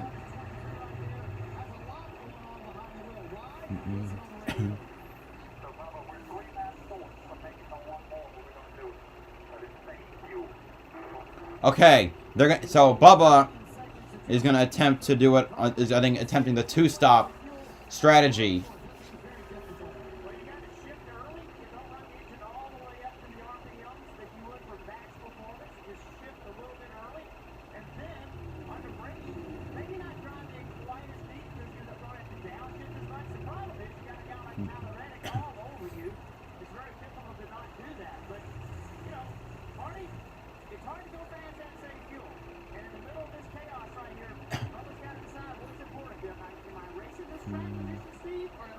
Reddick makes the pass for second. 3 seconds behind Bell. Remember, they've said that Toyotas were horrible in the road courses. We got 3 of them in the top 5.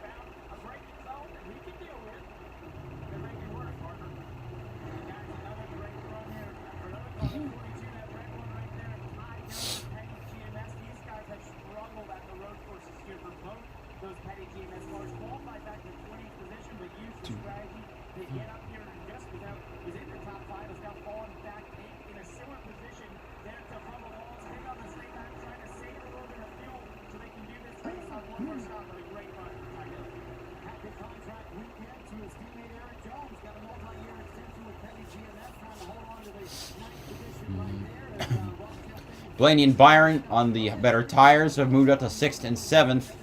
Next they got Hamlin right ahead of them.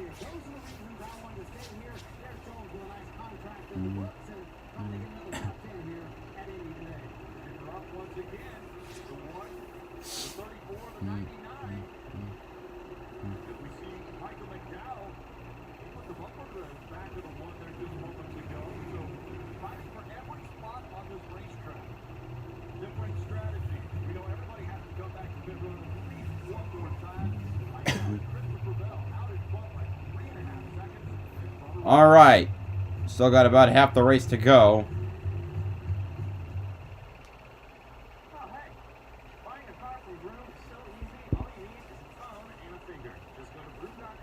All right, let's see what the next college to work on is. Provided guidelines.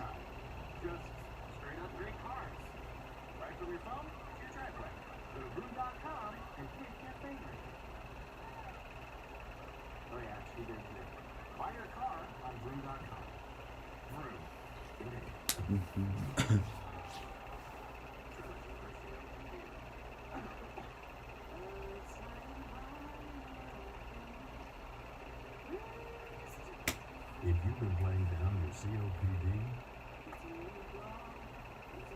it's time to make a stand.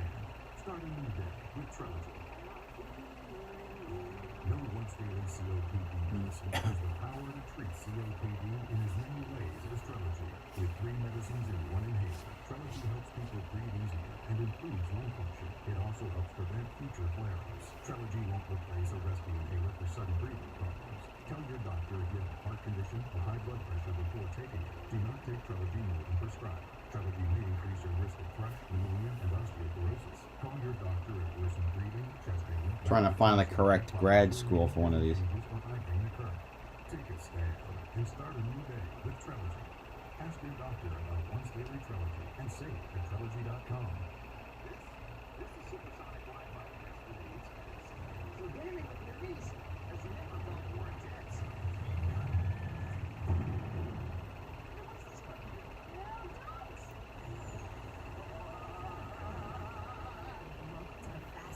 Okay.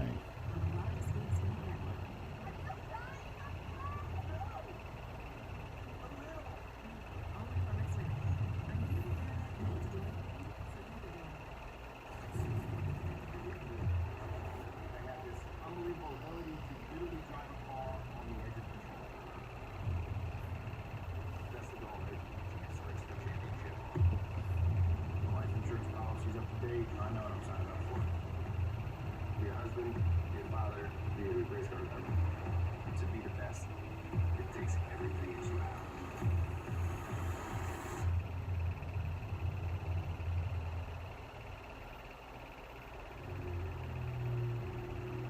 Download the Goldfish free-to-play slot set.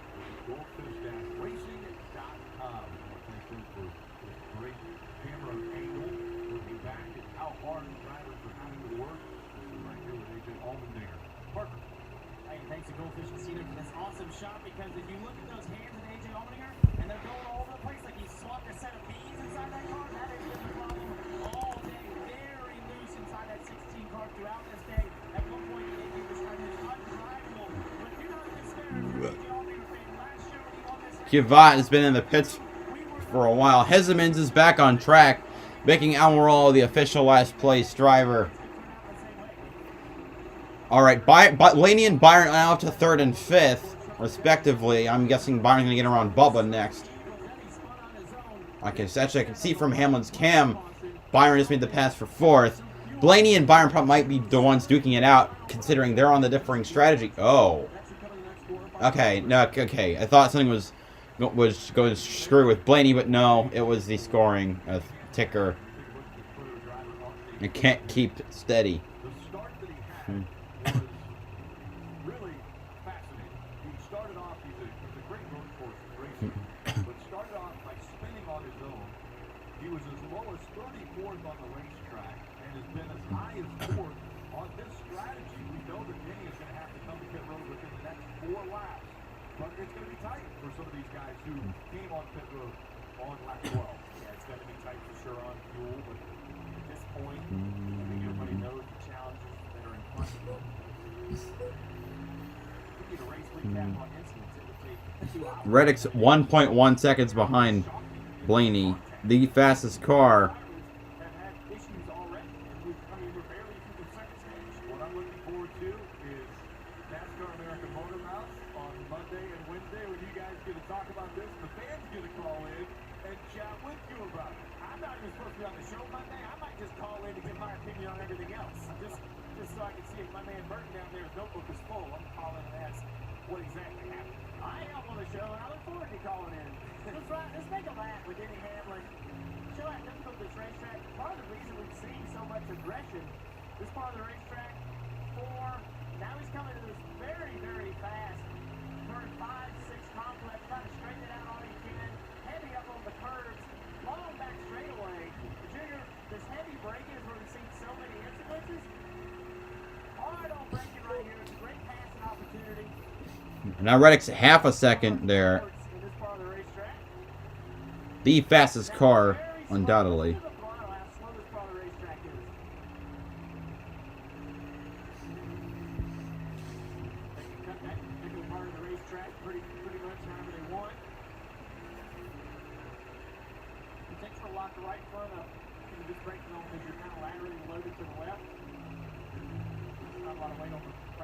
This corner is one of my favorites. It looks like you turn in sooner than you can, but you got a late apex. So turn in really, really late so you can get a little straight drive off.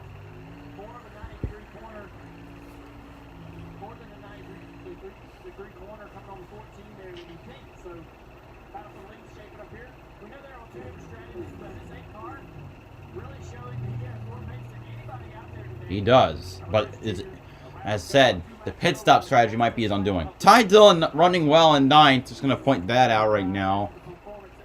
Sorry, must have been a little distracted. And if he hears that the 20 is trying to save fuel so that he can make it to his window, what Tyler Reddick is doing is pressuring him as much as he can, getting behind him and making him run harder. It's going to be very interesting how this plays out. Because, you know, you're probably going to see some yellows as well. So first thing you got to do is finally get where you think you can make the rest of the race on gas, and then somehow keep it on the asphalt, which is okay by yourself. A little bit tougher in a pack. Bell, Reddick, Blaney, Byron, Bubba, your top 5. At USAA, we can call too exclusive because we were created for officers. But as we've evolved with the military, we've grown to serve all who honorably serve, no matter their rank or when they were in. A Marine just out of boot camp, or a petty officer from 73, and even his kids and their kids. USAA is made for all who honorably serve and their eligible family members. Are we still exclusive? Absolutely. And that's exactly why you should join. We get out. Fired up. Look, big one. We get out and rip it. We track it down. So crack a Mountain Dew. Get out and do it. Ed Vance here, and I'm at my favorite place again. Sorry, did you say your name was Ed Vance? Like Advance? Crazy, right? It just so happens he knows everything he knows. Oh? You know the future? Did you know I needed 10W30? No. I just know everything in here in advanced algebras. Like where the 10W30 is. So you don't know what algebra is? Actually, I do. You will be going to the oil aisle. It's good. He's advanced. I spent a lot of time with him. He's got a lot. This is how we advance. Oh, Bell. Reddick right near the back of Bell. He's there. Take each other out. Take each other out. Oh, I see Reddick walked up the brakes a bit. Couldn't get into Bell in that corner. Oh, man, that 8 car so fast. Welcome to Subway's biggest resource yet. As we're up to 12 new subs for the all-new Subway series menus. This is exciting, Tony. Oh, you've never seen stats like this before, Chuck. New Monster has juicy steak and crispy bacon. Dang, but what about the new Boss? Meatballs covered in marinara, coupled with fresh mozzarella. It looks so good. It makes me hangry. Did you say hangry? And pepperoni, too. Pepperoni? Nah, man. The new Subway series. What's your pick? The sandwich looks good, but god damn it, Subway doesn't have real tuna for its tunas. They freaking DNA tested that motherfucker.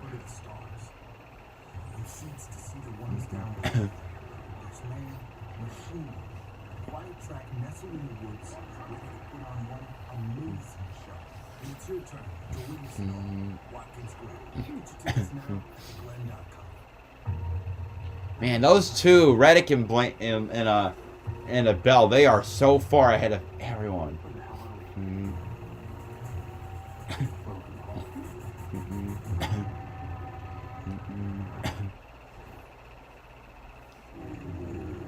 I just hope they just beat the fuck out of each other.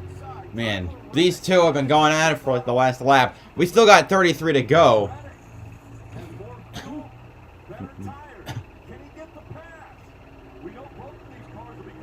Briscoe, Bubba, Hamlin, Dillon, all pitting. Blaney's now, he's gotten really much closer than Byron has. He's only 4 seconds behind. What I'm try to do. No, they don't pit. Reddick pulling ahead. New leader, the 8.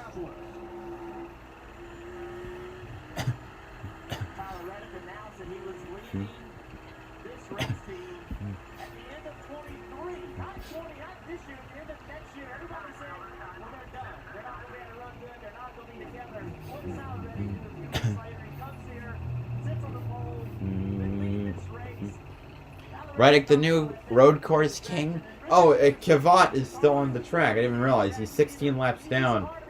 Logano, Harvick, Custer all pitting.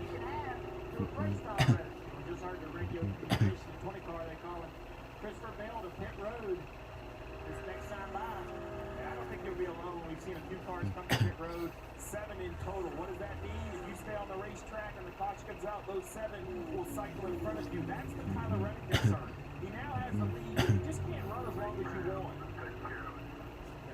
Now is RC right there. Make time to take care of it. All right, so you We're just pulled on.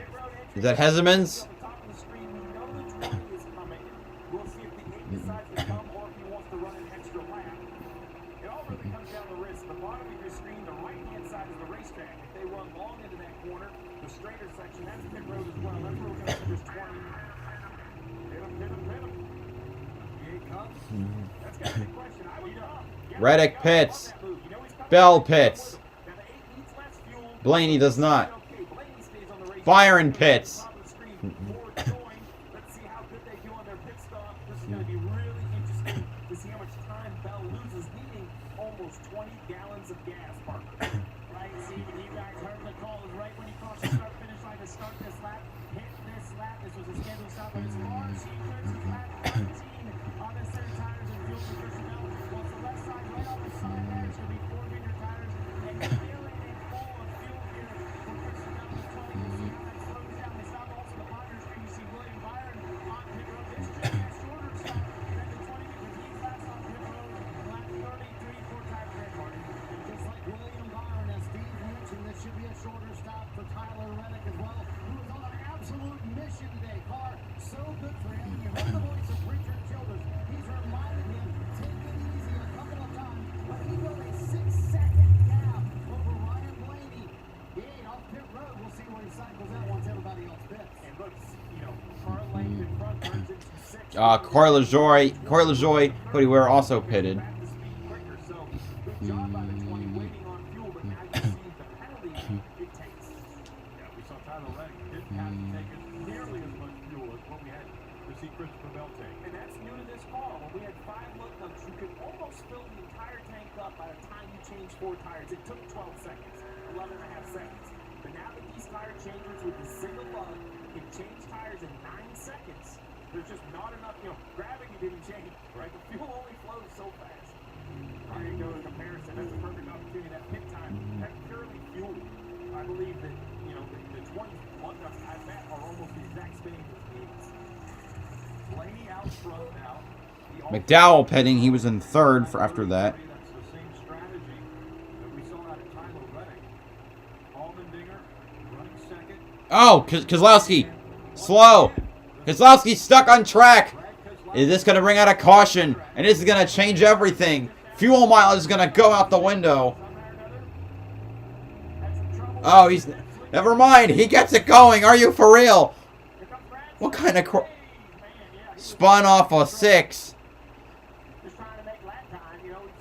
What is NASCAR doing today? I can't believe... How is that not a caution? I'm glad it... Running 30th right now. Nick, Ty Gibbs on pit road, his second cup start, filling in for Kurt Busch. The car was going really free that last time. There you see the wrench going in the rear window. That'll change the balance of the car. Trying to help this young 19-year-old get around this track. Kurt watching him home. We're hoping he's feeling well, getting better. Can't wait to get him back on the racetrack. Back in his 45 car.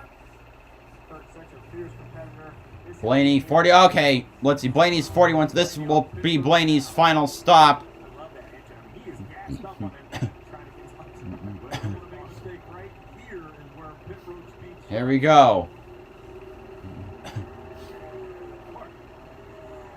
Rick, I'm sure Steve can understand Jonathan Hassler. I'm sure his heart was in his throat, Steve, when he saw that 6 car briefly stop on the racetrack. Thought the caution might come out. That would have really called out Ryan Blaney.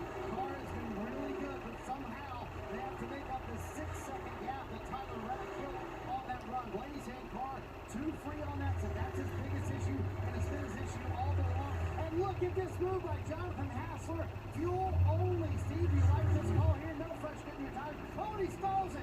He stalls it. Unbelievable.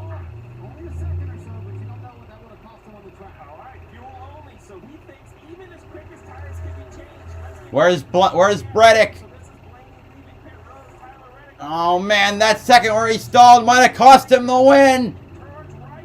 That stall could be the difference. Tyler Reddick maintains Man, I can't. Unbelievable.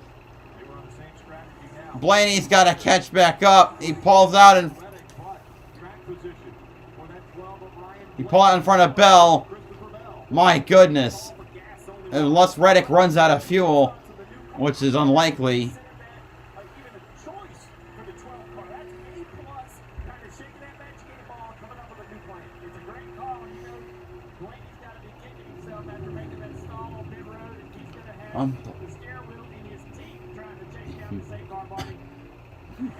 All right, right now to get about a 2-second gap between the 8 and the 12.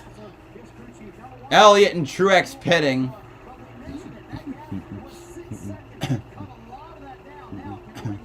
I think a lot of that though is Reddick had to deal with trying to pass cars or trying to pass Bell, and the battle enabled Reddick Blaine to get up there. Stenhouse pitting.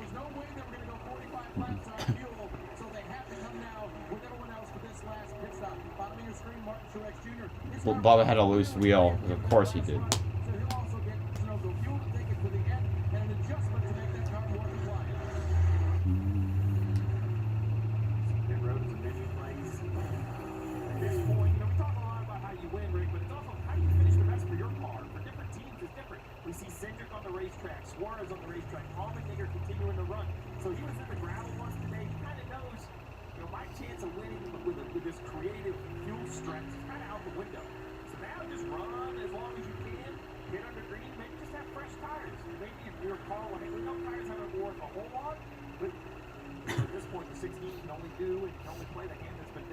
We can see him go at least another 10 laps as far as fuel is concerned for AJ Allmendinger. 2-second gap. Reddick, Blaney now 9th, 10th. 28 laps to go. Still a third of the race left.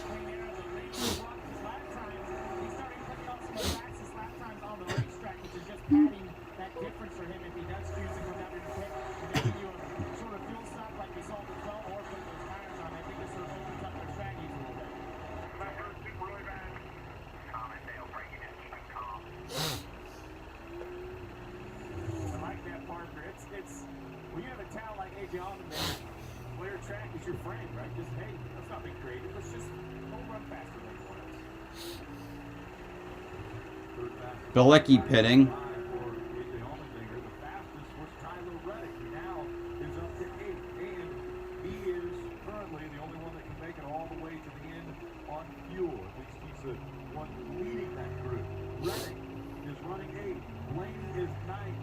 Dinger, Cindric, Suarez, Gillen, Kyle Busch, your top 5.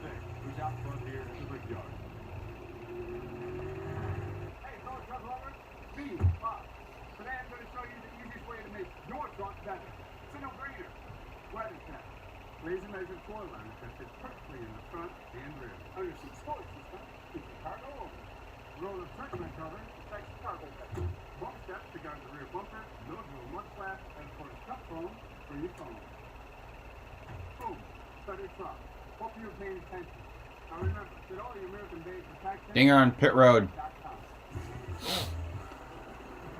Doug. Give me a socket wrench, pliers, and the phone open libertymutual.com. Customize your car insurance. Only pay for what you need. And you can even save $652 when you switch. Okay, I need a crowbar and the blowtorch. Only cash. Only pay for what you need. Such a dumbass commercial. What the? I didn't notice that Dinger had a part of his hood all flared up.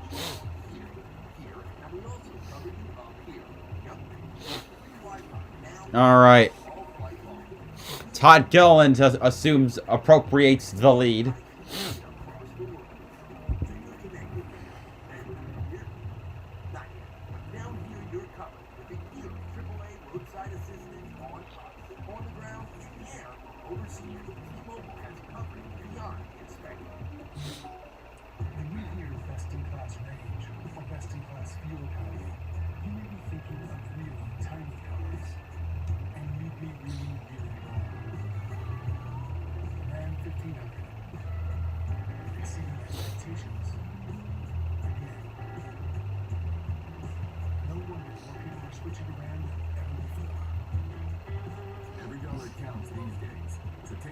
at this great offer from Ram Trucks.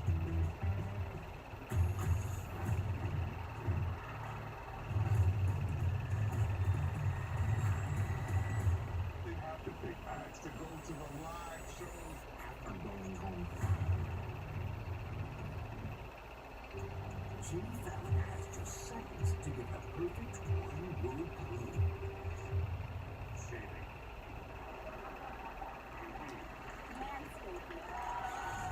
I could have guessed that. Okay. Let's see. Gilliland, Kyle Busch. You can see them running there. Probably, I don't know if that's the first laps that Gilliland has led. The password. Password premieres August 9th. They're zooming in on the freaking golf course? Why?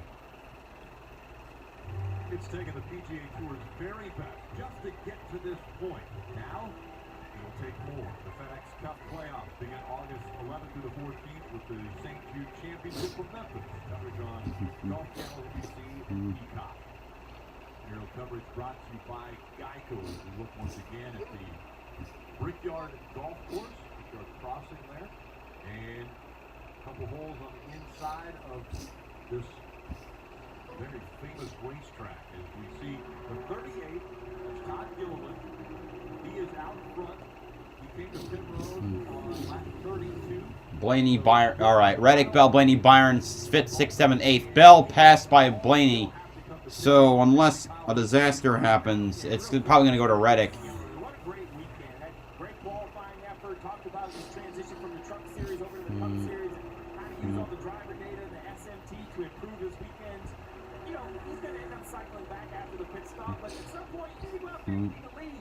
You got to remind yourself, you have the talent to be in the Cup Series. It's an uphill battle. You can say it takes 70 or 80 starts to figure it out. He's very young in his Cup Series career, but doing a nice job in what is a very chaotic race. Yeah, 22 years old, and these are his first laps that he's ever led in the Cup Series. You've never been to this racetrack. Qualifies in the top 5 in the first round, and in the session of qualifying, they will qualify in the top 10. So, amazing job just for a limited time on the racetrack. Kyle Busch pits.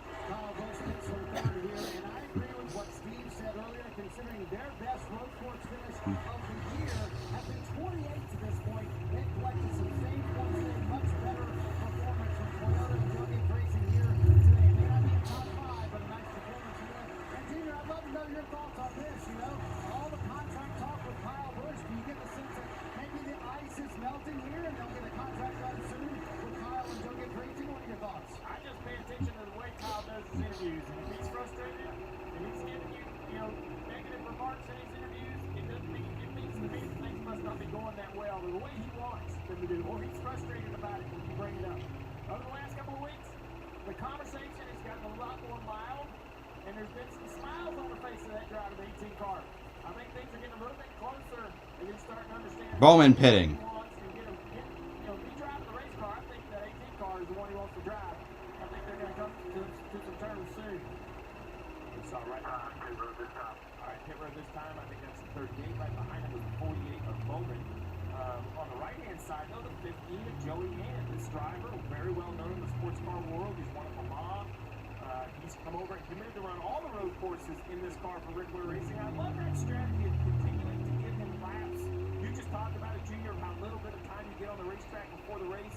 Joey Hand doing a nice job. He had a little contact earlier that ended up damaging, I think, the jack post on this car. So that, I think, is going to hurt his pit stop speed. But I like to see Joey Hand enjoying his NASCAR experience. Parker? Hi, Steve. I had a funny conversation with him yesterday talking about his NASCAR experience. And he said, you know, I showed all that speed of Road America that was really gratifying. I enjoyed it. But he said, once I got in the race and I was in that top 15, it was pretty evident that a lot of guys didn't feel like they would see me again very often. So the aggressiveness was quite high. He said that's going to be one of the biggest shocks. We hear that a lot from drivers coming from the sports car also world. The aggressiveness level of racing the Cup Series on these road courses will be Oh, Daniel Kvyat. Slow. Flat tire. Where is he? Oh, where is he on the course? Going around the racetrack. He's in on turn 11 right here. Man. A little bit of a dangerous spot. A line right-hander, hand out the window, but, you know, limited spotters. Unbelievable. Wow. Still no caution. Gillen's pitting. No, wow.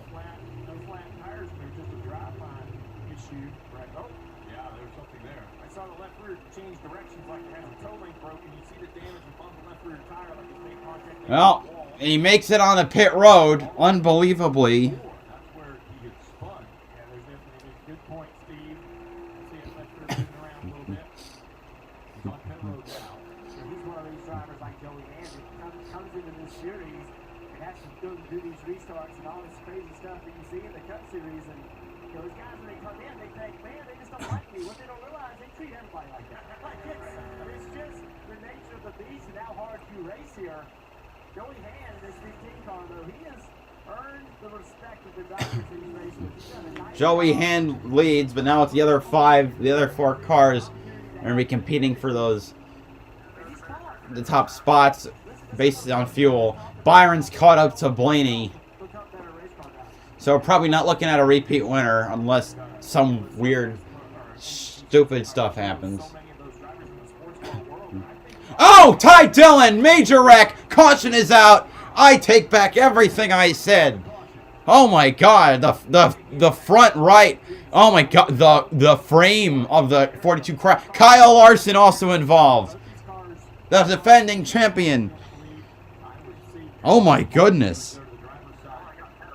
Oh, not you again. Yeah, I don't know what happened. You okay? Yeah, I think so. I think so. That's a driver evaluating himself. It takes a minute just to... Oh, jeez. You know, that's what I get for not paying attention to the chat. I see bullshit like you. Right front wheel. Don't see much damage to the wheels in these cars these days. But that wheel is distorted so badly. Oh my goodness. That's a hard hit. Sometimes you can look at the damage and kind of have an idea of what happened, but I'll be honest, where this car's sitting, where the 5's sitting, I'm not sure what could have led to this. You see Ty climbing out. There's Kyle Larson. Kyle was out. Kyle was already multiple laps down, just trying to finish his day out. So our safety team there, attending to Ty Dillon and Kyle Larson going to jog his way. What? We've heard that these crashes are hard. Kyle Larson to talk about it for a second. We don't even know what happened. Wanted to figure out what went wrong there. Let's take a look. Oh my God!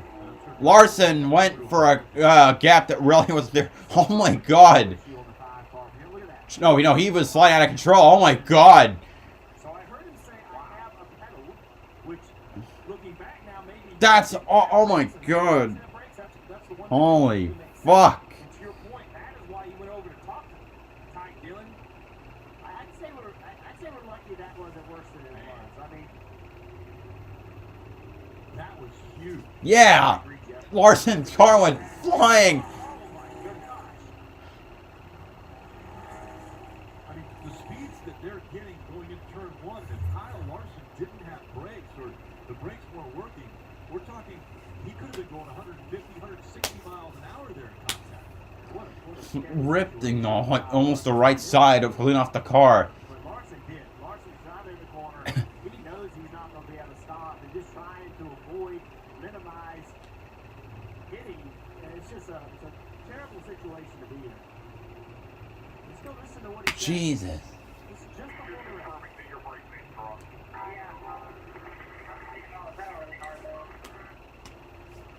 My God. standing on the pedal really hard. So he asked about the brake fans. I'm not sure if they were cycled on and off. I'm not sure if maybe they see some temperature in the rotor, in the braking zone, somewhere on a camera. I mean, it seems like a very odd question. After a restart, that makes sense. Hey, did you put your fans back on right now? I might ask you to shut them off under yellow and turn them back on as soon as you get up. But the better, a long green flag run. It was 22 on green flag run. Just a very odd question to be asked in the middle of a green flag cycle. Could he have been answering Larson? Larson may have been saying, hey, I've got problems with my brakes, and then he says, have you turned your fans on? Could that have been an answer? It's an odd conversation at this point during the race, and it was clear that the flag car was not able to slow his vehicle down.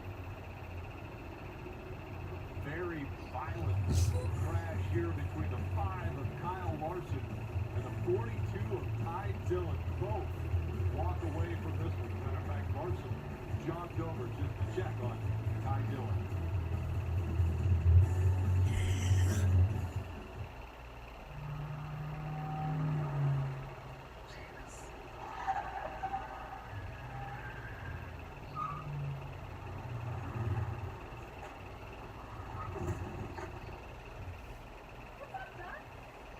Well, this also evens the field back up, which means the top 4 are all going to be at each other's throats. It also throws fuel mileage out of the water. That's a possibility.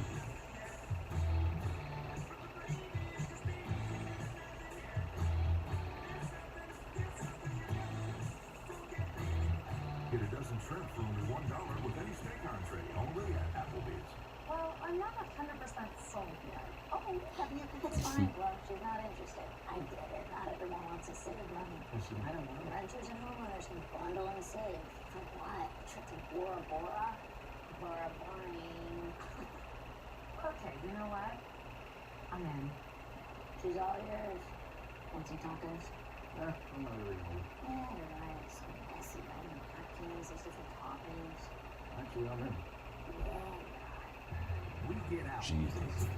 Fired up. Look big one. We get out. Rip. We track them down. So crack a Mountain Dew. Get out and do it.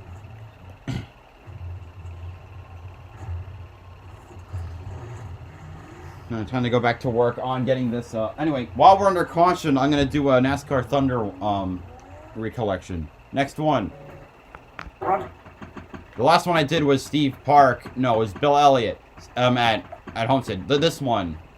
Mayfield's in the wall. Mayfield hits the wall in turn 4. Here's Bobby Labonte and Jeff Gordon diving to the inside of Jeremy Mayfield, going by him. Everybody else flashing by Jeremy Mayfield as Ward Burton has a 15-car length lead. Make it 18, even 20 car lengths back into the corner. Bobby Labonte is second, and there's trouble in turn 2. 6, 7 cars involved. Dale Earnhardt Jr., Dave Blaney, Matt Kenseth, and others. Here comes Ward Burton off the end of the back straightaway. He is all by himself down to the inside. Ward Burton slides wide in turns 3 and 4, working his way back to the front stretch. Okay. Ward Burton, 2001 Southern 500. He's leading late. There's a okay, I want to make sure I have the exact correct terminology for this. The Mountain Dew Southern 500. I'm trying to remember. Because I have seen the end of the race, not the entire race. Crazy ending though. Right, with the race restarts with 4 laps to go. Ward Burton leads. Yes, so he's holding off Bobby Labonte and Jeff Gordon. Jeff Gordon, of course, is in one of the best seasons of his career. This is his championship season. And the caution comes back out with 2 to go. Back in those days, if there was a caution, you would race back to the line, and then the race would end under caution. If it would happen that way. Ward Burton was able to hold off the charge of Jeff Gordon and Bobby Labonte to win his third career victory in the 01 Southern 500.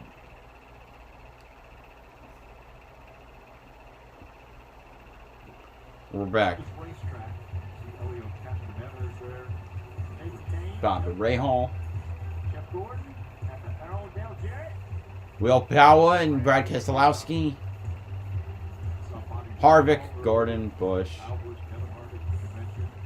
One of the cool things here, Mario Andretti. You think about it, this was a tradition started by Dale Jarrett. They mentioned this a bunch of times already. He hadn't raced anymore. He wasn't racing, so he never really kissed the brakes here in Indianapolis, but he did that tradition with DJ. So I'm going to tell you. Andretti, of course, winner of the 1969 Indianapolis 500, as well as a 4-time IndyCar champion from 65, 66, 69, and wait. Yes, 65, 66, 69, 84.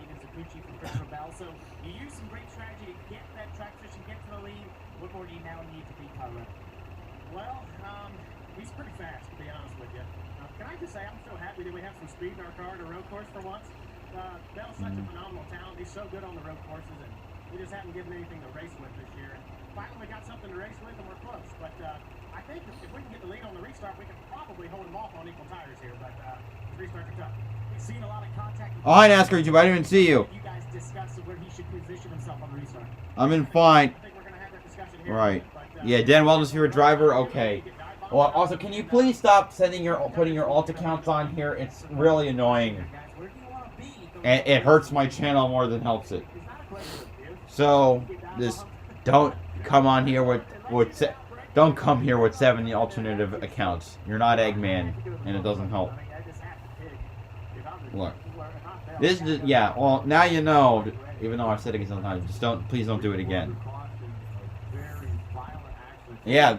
Speeds here. And slow motion doesn't really do it justice, but it just, you know, we talk about racing cars, driving cars, and how... Yeah, I get it, but the thing is, YouTube knows when someone's creating spam accounts, just based on like the date of account created and whatnot. So it just it destroys all those subs, and then when it thinks someone's doing that, it affects the way that the channels are searched. So if you want to help, yeah, the best way to do that is to share the channel with other people. So as opposed to, besides, I'd rather be interacting with 8 people than one person, 8 real people than one person with not so much. You know. So, you know, it's all good, man. Just, I really don't, I'd prefer not to see it again. Alright, here we go. We're going to restart with 18 laps to go. Lap number 65. We're green. Blaney coming up hard. He's going to move on the inside. 3 wide. Let's look at go. Blaney, Reddick. Blaney needs this victory more than the 2 into his inside and outside. Through 1. Oh, man. Who's going to have the lead? Oh, Reddick takes the lead. Then it's Bell, Dinger, Byron, Elliott. Where did Elliott come from? My goodness. Ooh, a car. I couldn't figure out which car had locked up. Oh, man. The 16 is having a lot of problem with brakes. Oh, my God. Man. The smoke is big. Here comes the 9. Where did Elliott come from? He's up to 4th. Oh my goodness. Man, Bell. I could have sworn Bell had the lockup, and I think I was correct. Man. Oh, we got some cars around. Why are you switching cameras? You don't. Oh, Harvick. Cindric, I think, is another car. 2 cars going through the grass. One of them is Justin Haley. It was Bowman who crashed with Harvick. No caution. My lord. Yeah, that's getting intense.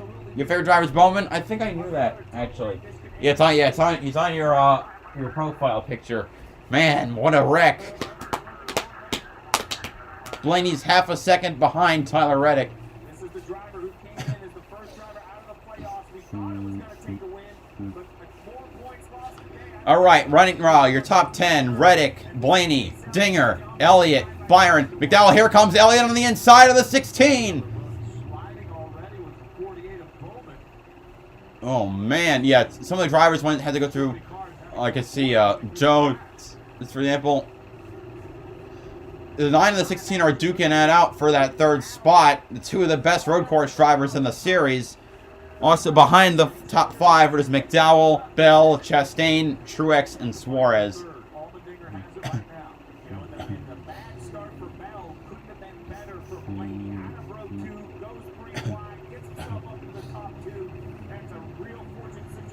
Hi, Brian Rockwell fan.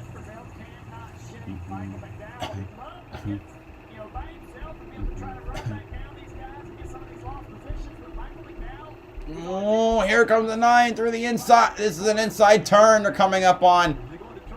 9 has the advantage over the 16. Clear for 3rd spot.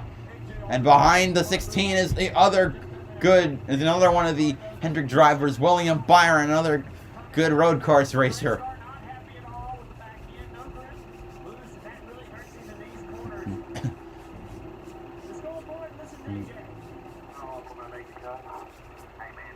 I need something to break now on that 8 car.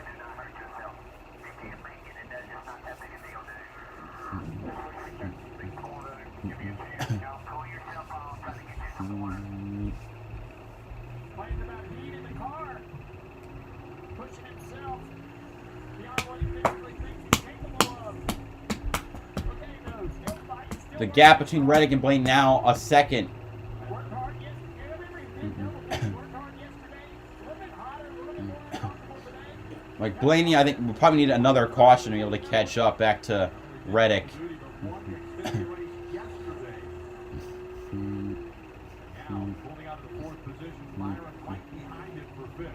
Because I'm rooting for Blaney right now. I want another winner. I don't hate Reddick at all.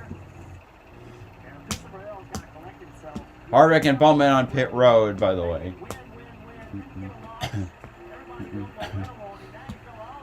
It's so frustrating as a driver. Race is far from over.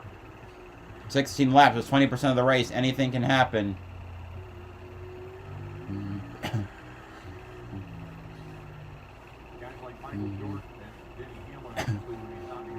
Reddick has us. Reddick set the fastest lap of the race in the last lap. They have locked up Tyler Reddick for 2024 to 23:11. That race team, if we take a look at the extended fastest. No, exactly. Blaney has not won yet. 92nd lap for Tyler Reddick in that number. I know what you meant. It's always the road America also. No surprise, kind of taking speed on the road course. I think you also got to give RCR and that group a lot of credit for bringing winning race cars to the racetrack. Tyler Reddick, when he was hired by this team, Where the hell's Austin Dillon in 15th? he's challenged them. He's done that. He's allowed them to be able to improve their performance, improve their cars. It's going to be a tough loss for this company, but they're in a much better position before they hired Tyler as he steps away from his team. And it's amazing that that's what we're talking about this season when he's still running for a championship for RCR and he has another year with that organization. But it was shocking news, Marty. For the restart of the day to Ryan Blaney. Keep in mind, they have 18-lap older tires than everybody else in front of them and around them. But somehow on that restart, Blaney went up and gained a couple of spots. So, Steve, you agree with the call Jonathan Hassler made to taking no tires last time. The older Goodyears, as you can see right there, much older than everybody else around them. Blaney's made it work earlier today, making it work right now. But what does that tell you about their strategy moving forward and on points as of now? Blaney or Reddick? What do you mean, Allmendinger too? Internally within the team, do you think it's a win or do you think it's points? What's your way to go in the playoffs? And the gas What do you mean by that? 12 call was the, hey, I think we need to win, so we're going to be aggressive under green.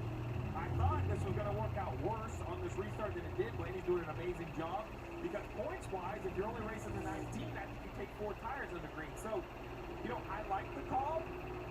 It's going to, I think, work out for the 12. I think over the next 4 races, they're going to have to just understand what they're trying to do as a race team. Win or score points because we have another road course at Watkins Glen a couple weeks away, and you know, the same choices will be presented again. Well, Steve, this decision to only take fuel also puts him in a little bit of a precarious position as far as tire wear. I know that we've said these tires have been very durable, but are they going to challenge the tires longer than anyone else at the end of this race? I think these good years they run. Oh, for the win? Okay. They run more than a fuel tank. You just don't want to start locking them up. I think you could damage them if you start flat spotting. But you know, Ryan's doing a great job behind the wheel. Showing why he's one of the favorites. Harvick to the garage. He's done. You see on the bottom of the screen for Kevin Harvick. We're back to that points conversation. He was 17th. Yeah. At this point, after this race, will be 4 races to go. If you're less than 204, if you're over 240 points behind 16th place, you have to win. So that would put everyone up to 21st position, or at least up everyone behind Bubba in a must-win scenario. Yeah, all I saw was a blue flash, and that's about the hardest time they've hit by anything. So, Boy, Elliott's okay, but well, yeah, he's also the points leader, so Elliott is completely fine. safe enough to take a shot like that. Appreciate it. It's just we're having a good run with our Ferris Camaro, and just blindsided really. So I'm all good. It's just been a tough year, but never gonna quit. No shit, you're outside the top 30 in owners points. Glad to see you're okay. We did attempt to talk to Kyle Larson, who was released after being checked a few minutes ago. Yeah, Kyle dude, said, I know all of your. just want to go talk I know all of your. I understand. I know all of your accounts. I can recognize your accounts a mile away, man. I just prefer not to see them again. What Bowman's still out there, his hood flapping up. How the heck? What the heck are you doing, man? Why are we looking at this crash again? My God. There's gonna be NASCAR, what are you doing moments. No, NASCAR airborne moments. NASCAR, I believe I can fly moments. And if my eyes deceive me, Elliott is catching up to Blaney.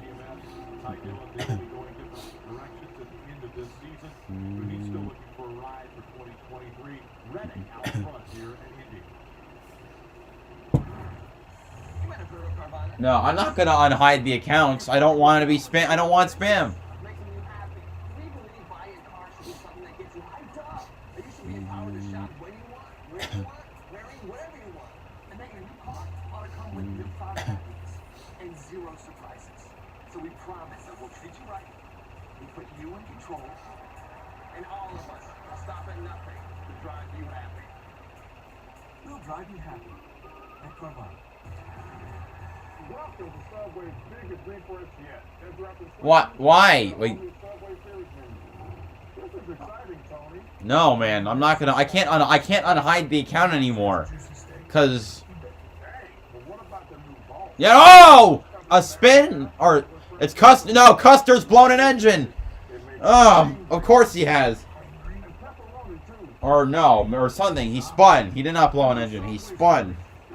Like he kept going, man. Custer. You need to get beaten by Ty Gibbs again. But it's not as easy as flipping a switch. It's a long road, requiring decades of time and trillions of dollars. But what if there was a better direction on the path to zero carbon emissions?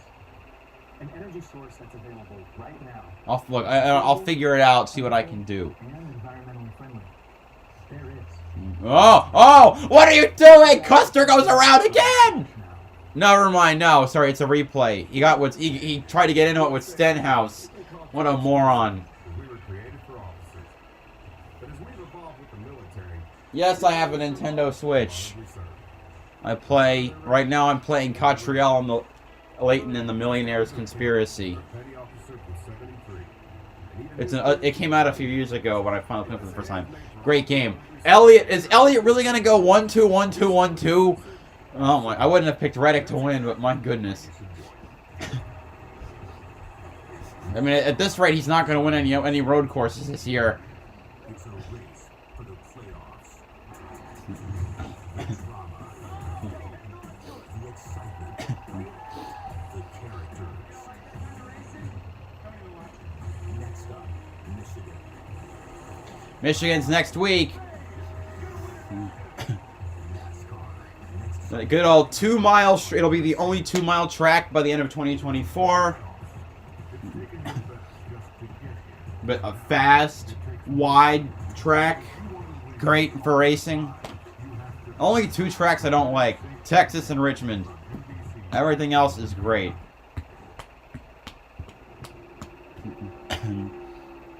Next Sunday, the NTT IndyCar Series will head to Music City to race on the streets of Nashville. Coverage at 3 p.m. Eastern on NBC and Peacock. Elliott trying to peek out on Blaney. Elliott's been near absent for most of the race, and he just shows up at the end.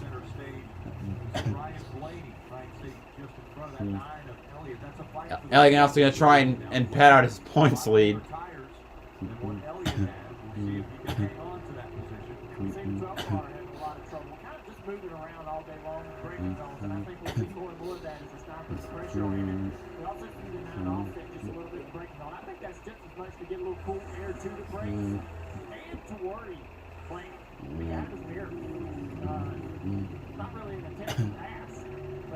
Elliott's been about as fast as Reddick has been. That's a great shot right here, Jeff, to see them working through this very technical part of the track. Wow, Chase Elliott using all of the racetrack and some right there. Yeah. Into turn 12. But Chase sees that 12 car moving around at the break, and he knows that's a weak spot. So the key, this part of the racetrack right here, very slow, 12, 13, 14 complex. So as you go through 13 right here. Now watch Chase Elliott. He wants to try to stretch Whoa. it out as much as he Oh can. man, he tried to go inside. Blaney saw it coming and blocked. Just enter with Blaney. Just Wow. enter his bumper. I don't think Blaney can hold it back under brakes. If it goes to the offset just a little It's got bit, just a little speed down that straightaway. Maybe push that 12 car. Oh, here we go. Oh, a wiggle from the 12. Elliott to second place. That was a Elliott's finished 1-2, 1-2-1 the last 5 races, and he's set to continue the pattern today. Unless there's a caution, in which case he could go probably contend for the win. almost match Reddick's lap time while chasing. I have a regular switch. I do not have OLED or light. I think we're gonna find out here in the next lap. I figure if I have one, Comfortable lead.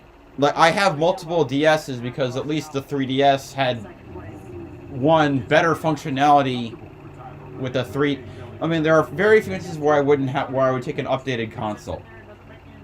All the Switch OLED seemed to do was up the screen size. The Switch 3DS had a better battery. Well, I think so did the Switch OLED, but it also made the 3D a lot less straining on the eyes, ran games faster, and had some games that were exclusive like Xenoblade 3D. So I don't know where I'm going with that, but it's just I don't I don't have another Switch. Talking about being uncomfortable in the car and also know that this car just doesn't have a good balance. So this shows how good AJ is. Just a superior road course racer. Now he's seen the weakness also of Blaney. Now just 8 laps to go here. We will go through the field. We'll start with Reddick and Martin. 8 laps to go, the last 10% of the race. The last time the 8 car won multiple races in a season was 2004, when Dale Jr. won 6 races: Daytona, Atlanta, Richmond, Bristol, Talladega, Phoenix. This would also be RCR's first multi-win season since, I think, 2013, with Kevin Harvick at the helm of one of their cars. Dale Jr. gets the gold star of the day because indeed brake problems for Chase Elliott.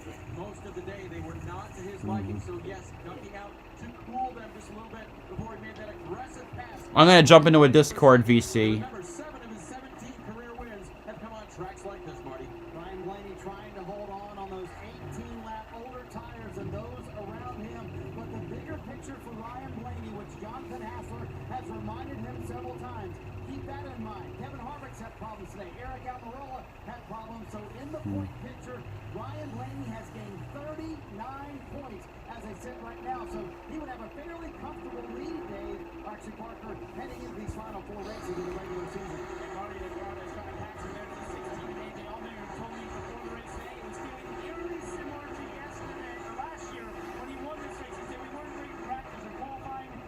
We're at 678 now. I'll put it at 677. All right.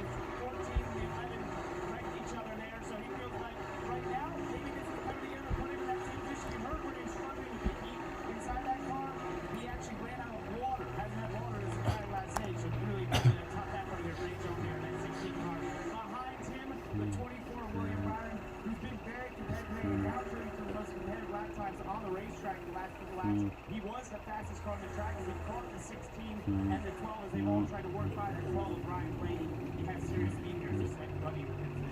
I figure Byron will probably contend for 3rd at this point. Just getting past the 12 and the 16, maybe.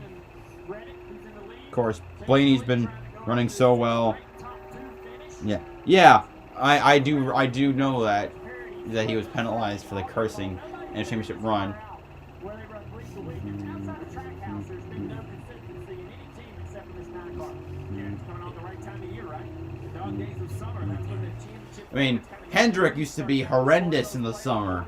Now, I mean, Elliott's been rocking it out all summer, from Nashville to today. I have hope Reddick. If I can't have another first-time winner, I'd rather see my Hendrick boys win.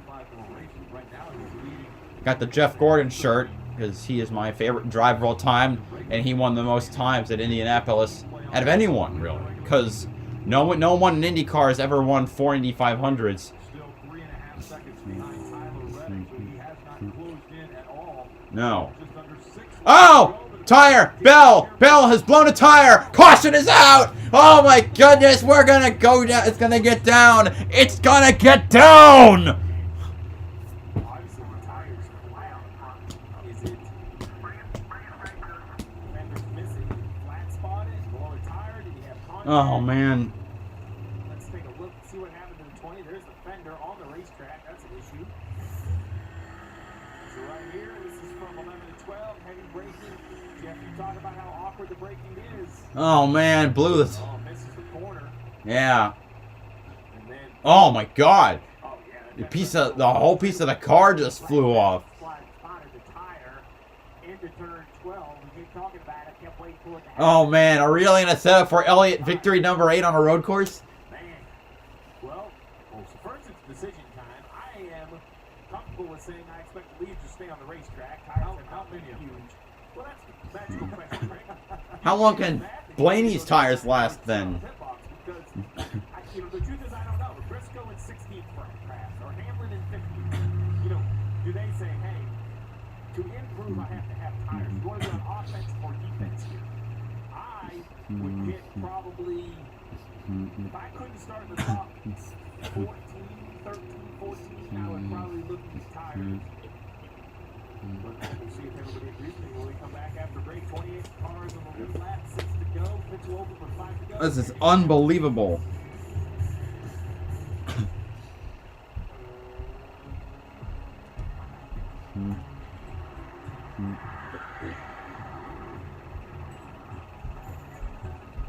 Right now, Elliott went to ties for wins. He's tied with Larson, his teammate, his co-champion, his fellow champion. The great Marvin Panch, the winner of the 1962 Daytona 500, as well as Curtis Turner, the most popular driver, the original most popular driver.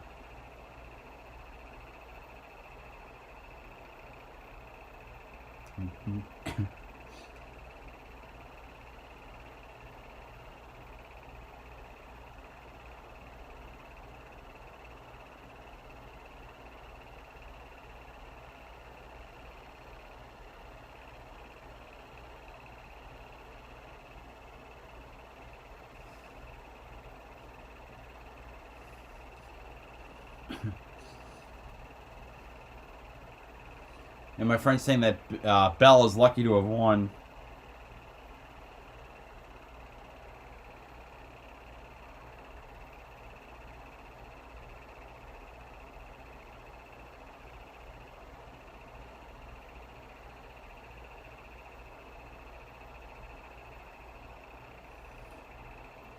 I'm going to look up stuff for another college real quick. Bowling Green. How are they mailed?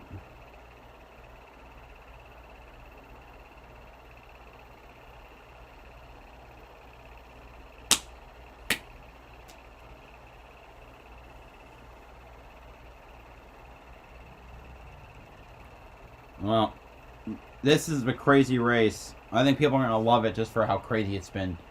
Which is not really a reason to have it. But to pick it as a good race. But you know what?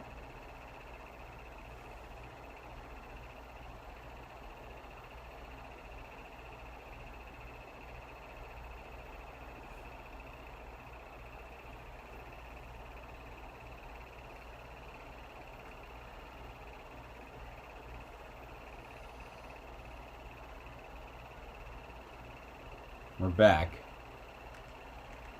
Go a little bit straight past there, that'll be pit entry. So I assume Reddick, Elliott, Blaney, no-brainer for the front 2, 3, 4 rows. The question just becomes, who is the first to pick tires matter? It is going to be an absolute slugfest. So 11, 12, 13. Hamlin is first. 14 with existing. Next. Alright, second car, turn on. 3. Not a lot of cars pitting, which is going to... 4, 5, 6. Only 6 or 7 cars. What's most important right now, even if you're back further in the field, is just trying to avoid the wreck. That's what happened in turn 1. Like, it's not about speed. It's just trying to find your way through that chaos. Dave. Well, Alan Gustafson is, I believe you're counting cars, which is allowed in this, to see what you have to deal with here. Your man is in a great spot now with that gap caught up. How is it for the end for him? Yeah, we'll see. I mean, it's not been a super easy day for us. Certainly, the Alpha guys battle through. Jake's done a good job. I think our car's pretty good. You know, the 8's really good too, so it's all about the launch here. And, you know, who knows what's going to happen in turn 1 or control wide and then funnels down. So it's going to be great next. He'll be watching. Marty? Meanwhile, Randall Bernard's driver Tyler Reddick's been fantastic today. It kind of feels like Road America all over the go. The 9 and the 8 battling each other. Steve called it. It's going to be a slugfest on this restart. How do you feel about your driver's chances? Well, I like our chances. We've had a good car all day. Tyler's been doing a phenomenal job all day. I like where we were at a little bit before this caution, about 3.5 second up, but fans will certainly get their money's worth out of this. You know, you got Chase there, AJ, and so it's going to get exciting. I feel like we got the best driver for it, and this 3G team's been doing great all day long, so hopefully we can pull this out. You're going to restart with a handful of laps to go, and Steve, I think that's the appropriate term. Slugfest. We'll see what happens here. Well, as I look at all the players involved, AJ Allmendinger comes to mind. Right? Oh. Well, this is how we want to hear it go. Ooh. Yeah, that one didn't feel that great. That's what made the difference. If you're saying the Oh, man. take it over 5 watts on this restart. Holy, 6 wide. Has been the restarts already. 7, 8.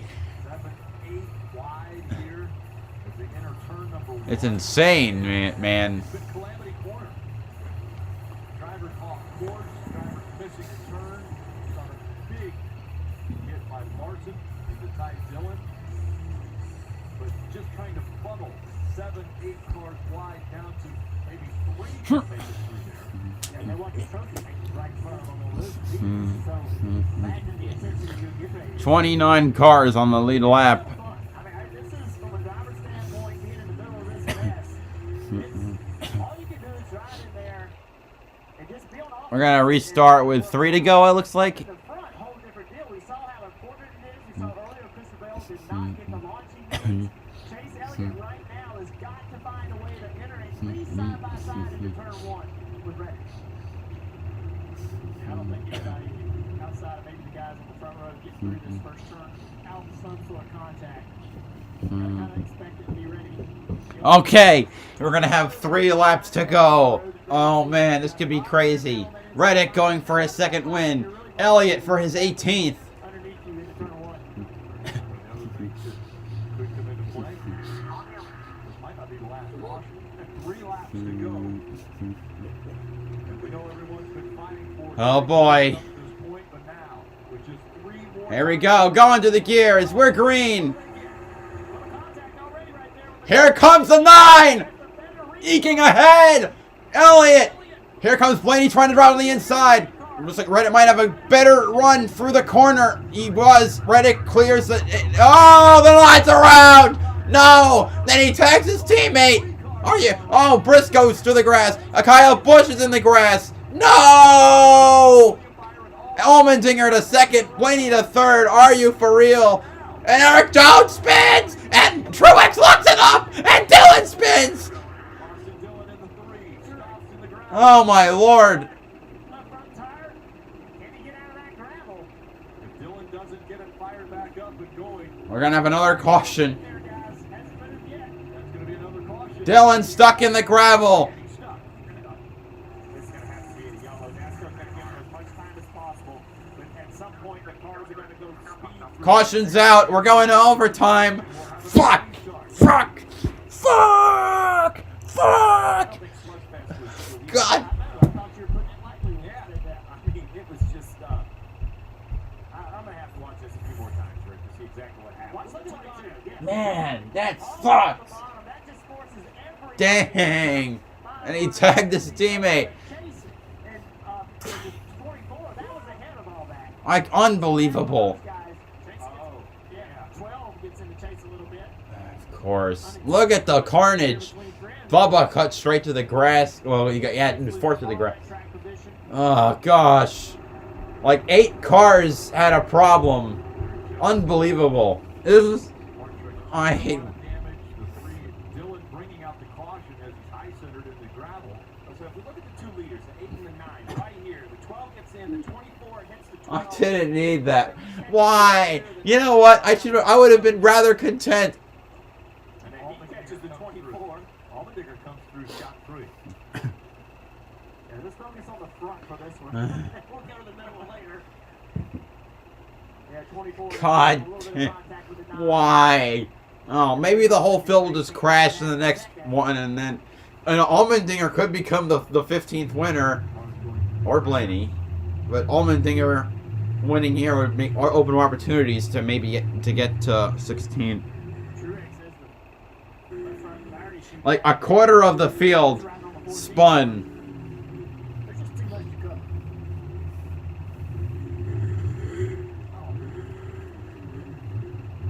I mean, the truth is, it's just, you know, it's just no respect giving each other, to be quite honest. And it's so frustrating as a driver. You can do absolutely nothing wrong, and just around you go. People making a 5 wide, 6 wide. Question: now that we're having this problem, are people going to start running out of fuel? So the goal, like, you get to the point when you've done this long enough, you see the damage on William Byron's car, and you're like, hey, Tires all out of whack. gotta get ready. On these late restarts on these road courses where we got these Great. turns at turn 1. Son of course, now his tire's all screwed up and he's going to be out because you can't crab walk around the track. Because, of course, he got hit in the exact wrong spot of the car when Elliott spun around. Scratching his forehead, knowing that they had a great restart. He was able to get out front, but he's going to have to Oh, right is damage. Front left. Front right. now rolling again. The reason for the car. Oh, man. What's that? Quite a bit of gravel out on the racetrack. But it's you guys' point, right? You have to be on offense, but like even Logano, Ugh. hangs a right. I mean, he has to get back to the left side of the curve, and there's just no room for a race vehicle there, so he has no choice but to just kind of start squeezing people left. They'll go to work on the 24. And William Byron with a lot of damage on that car. And it came from right here. The hourglass just didn't have enough room for all the pieces of sand.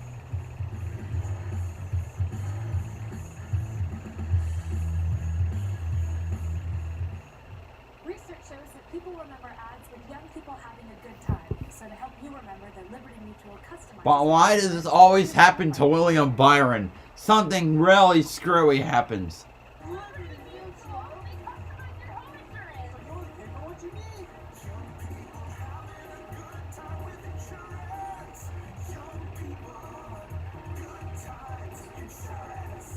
Only pay for what you need. If you have COPD, ask your doctor about breast treat. Breast treat Can we just have a mulligan there? prevents flare-ups. God, Before no. breast treat, I was stuck in the past. no. I still had bad days. Flare-ups, which kept me from doing what I love. My doctor said, for my COPD, it was time for breast treat. Breast treat gives you better breathing, symptom improvement, and helps prevent. It's also a NASCAR sponsor. I'm gonna go back to NASCAR Thunder. Alright, the next story. Robbie Gordon trying to break away now from that lap traffic just behind him. It's smooth sailing for Gordon. Robbie Gordon has all his sails in the wind now as he wails down the back straightaway. He is opening up the 6 car lengths over the lap car of Burton. Robbie Gordon pulling away. Here comes Robbie Gordon's blue and yellow Chevrolet for the final time this afternoon. Back into turn number 1, hugs the bottom side of the racetrack, and now he moves on to the backstretch. Right up next to the wall on the back straightaway. Robbie Gordon for the final time this afternoon, looking to drive it into victory lane at New Hampshire. Below Chevrolet into turn 3, off turn 4 for the checkered flag. Robbie Gordon, the biggest asshole in NASCAR history, arguably. His best, when 97, he gets a chance to drive the 40 car, the new 40 car for Sabco, and he gets kicked out of the ride halfway through the season for underperforming. He's also at this point has run IndyCar for teams like Walker Racing and the like. He runs in 2000. He runs part-time with Team Menard. In 01, he runs with Morgan McClure Motorsports for the first part of the race year. Then he gets kicked out after 5 races. He runs a few races for Ultra Motorsports, but he gets a chance to sub for Mike Skinner after he gets injured twice. And then the last race, 2001, he whacks Jeff Gordon out of the way, which also takes out Jeremy Mayfield in the process. And he manages to...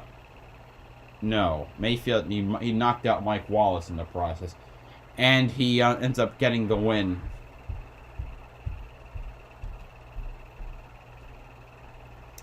Then, okay, the other one... Actually, never mind. They're not going to go to the next one. This is just bizarre. This is just wacky races.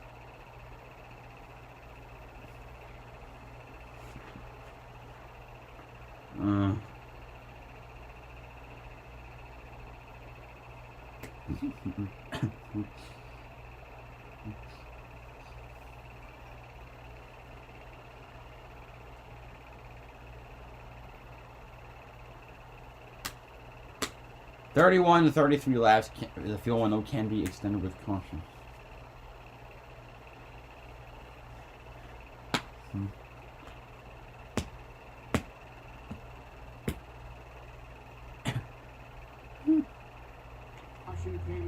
The Trackhouse boys are in 4th and 5th.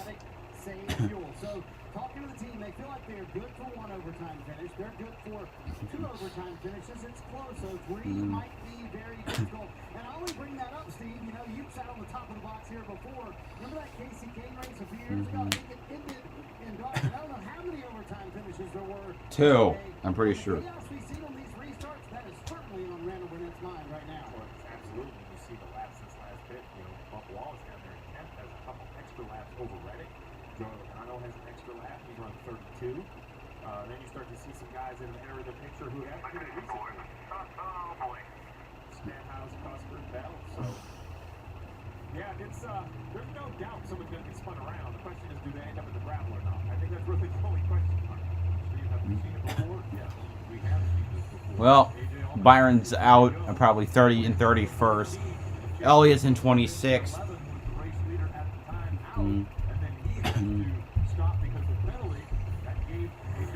And Blaney was in 2nd that day. Tyler Reddick, definitely experience on road courses at Road America earlier this year. He was able to get by the 9. And Tyler Reddick gets the win. We saw one restart already out of Reddick. It was an impressive one. He was battling side by side with Chase Elliott. Now he will have to battle with A.J. Allmendinger, who will be beside him. You see the road course winners already this season. Ross Chastain, Daniel Suarez, Tyler Reddick. First Cup wins for all 3 of those. Look at the opportunity that's presented with this game, right? Chastain and Suarez back inside the top 5. The Dowell 6. Todd Gilliland, we talked about the weekend he was having. He's currently in the 8th position. This could be a career day for Todd Gilliland. Harrison Burton has somehow kept the fenders on and everything straight. 21 actually looks pretty good of all cars. Very little damage on the 21 inside the top 10. And then Stenhouse, LaJoy. There's cars up here that have a chance. You know, Ricky Stenhouse, a top 10 in the road course. I guarantee you to offer that to him this morning, he'd have just got on the plane and went home. I love the absolutely. I love your optimism, but we're about to send them all back down there. I know, but that's why I got all the names in case it ain't that bad funnelment is damaging. We're about to have to send them all through there again. The funnel of pain. Now that's why I tried to get all the names in, just so. Where'd they go? The funnel of pain. Dave. This driver doesn't mind a little contact. Ross Chastain has the 1 car in the 4th position, and I was just 4 drivers in the top 10 have won this season. You just don't know on these road courses how it is going to turn out. It can go so crazy. So a 21st starting spot, not bad as long as you have the car under you. And as crew chief Phil Surgeon told me this morning, we've got a driver who likes to slide the car around. These cars tend to reward that, he said.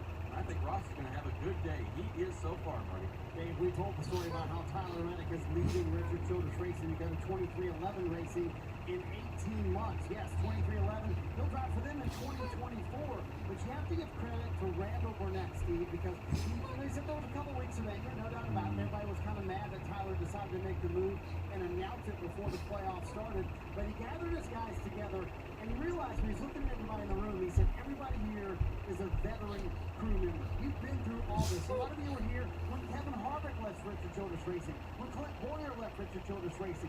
Let's show up and be professionals. And then they go out and finish second at Pocono. Here they are with a shot to win the race. Steve, as a crew chief, it is your job to lead your group, no matter what the situation is. And Randall Burnett's done a terrific job of that with the situation with Tyler Reddick. Well, you look at Randall's situation, right? His career is going to be at a turning point as well. I don't know what his contract status is, but Tyler Reddick and Randall have found success in the Xfinity Series. They moved together to Sundays on purpose. And you know, way back when we first started seeing Reddick and his aggression, a lot of us questioned it. I questioned it when he's there right at the top of my end. But Randall Burnett never did. They had this kind of, like, just an understanding. I don't know if I want to call it a father-son, but there was definitely some mentoring from the pit box that Reddick was comfortable to receive. So you have to ask yourself, you know, if I'm 2311, I want to know what his deal is. I mean, I think 2311 has some great people, but in 18 months when Reddick's coming over, why not bring the guy? You know, you love Reddick for who he is. Well, the same crew chief has been on the box for a lot of this success. I would try to get with him. Maybe some antacids for Randall Burnett as well. And he has looked like this has been a very tough end to this race, partner. Right, and you speak about tension. Well, the tension of winning down here from the 16th pin of AJ Allmendinger. Matt Colley, the owner of this car, is pacing back and forth down here in their pit. You see right there, just in this other pit. Matt Colley. They won the race last year. See if they can repeat. Maybe getting a second win here at the Brickyard in a row, and actually won yesterday as well, so they sweep the weekend, which was pretty impressive. And for this now full-time Cup operation, last year they were just part-time. This would be a huge win if AJ can pull it off. Yeah, Parker, only once has a driver swept a Xfinity Series race and a Cup race weekend at a road course. It was back in 2015, Watkins Glen. Logano. Logano was the driver that had done that. If he sweeps it, I brought it up earlier, next week it's the triple. We're going to put him in an IndyCar too. So he can just do it all. So we know what AJ is dealing with. We've got the reports how hot he is, cool suit broken, exceptionally hot day. This whole caution made that worse. It is so much hotter when you're under caution. What AJ has to do now, there's no help coming for that. You got to just shut that helmet, get focused, pay attention to this restart. You got a shot. Okay, next time around they're gonna restart. It's gonna be nuts. Gilliland, all three rookies running 7th, 8th, 9th.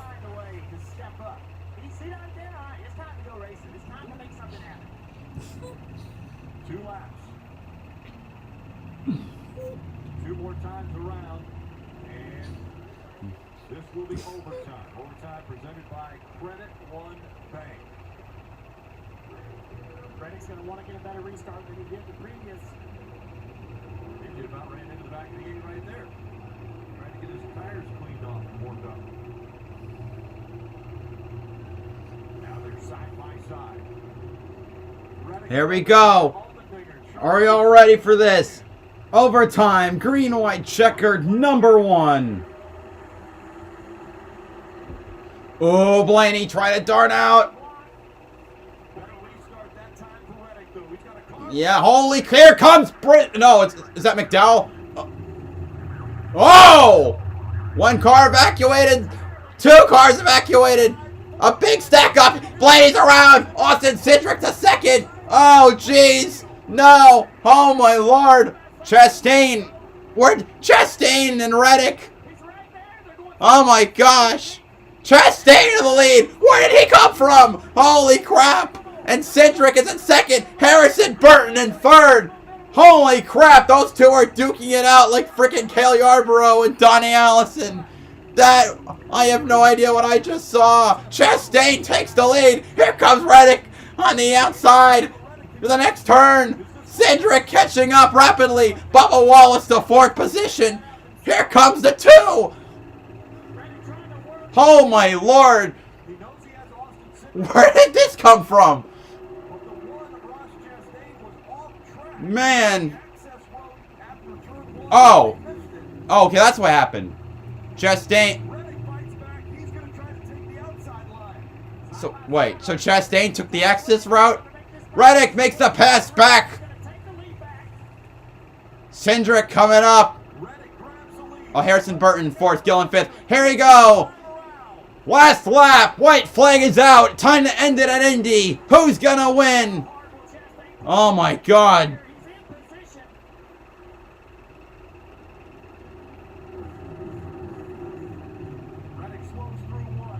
Reddick, Chastain, Cindric running 1, 2, 3, all by each other. We could be looking at a finish like freaking Coda.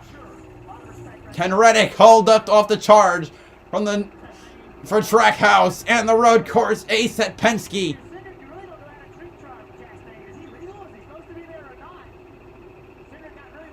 I mean, I would assume Chastain's not legal, but what do I know? Elliott's back in the top 20 by some miracle. Here they come. What a day. Tyler Reddick, so much possible hurt from the falling out of him going to 23-11 in 2024. But this team has kept it together. First win came at Road America 4 races ago.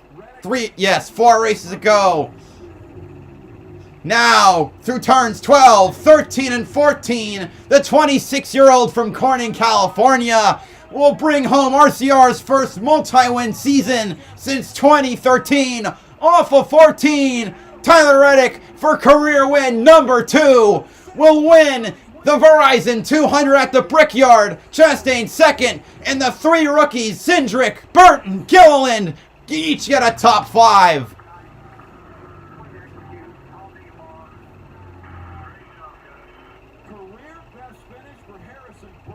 And Todd Gilliland.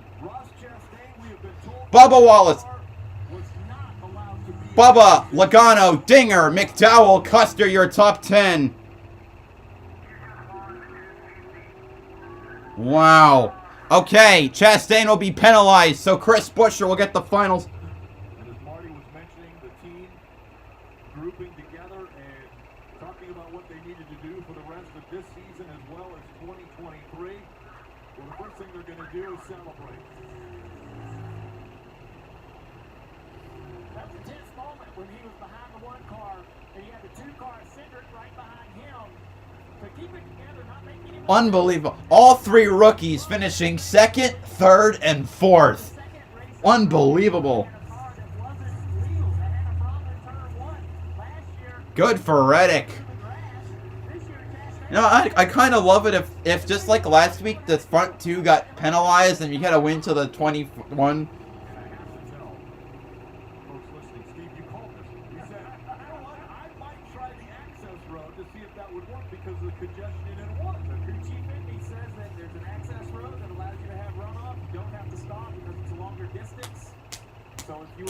Wow.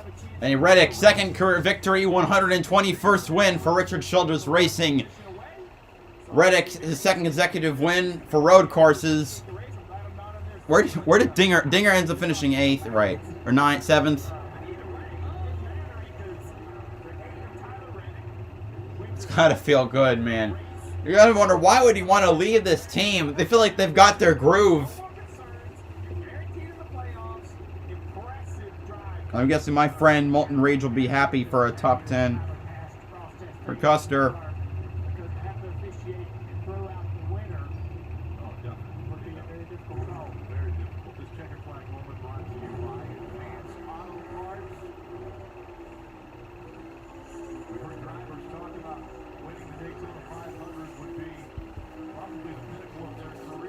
I can't. I wish I met Todd Gilliland at Charlotte. He was just so happy to really just. It felt like just racing in Cup. I wonder how it feels now that he finished top 5. I can't wait to see the post-race interviews of the 3 rookies.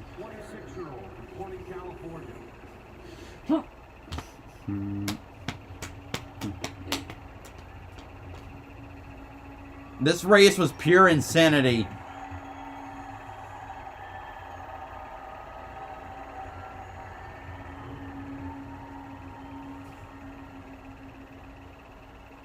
Let's hear from the race winner. We go to Mark. What a drive for Tyler Reddick today, the dominant driver here at Indy. Yes, his son. Oh, that's awesome.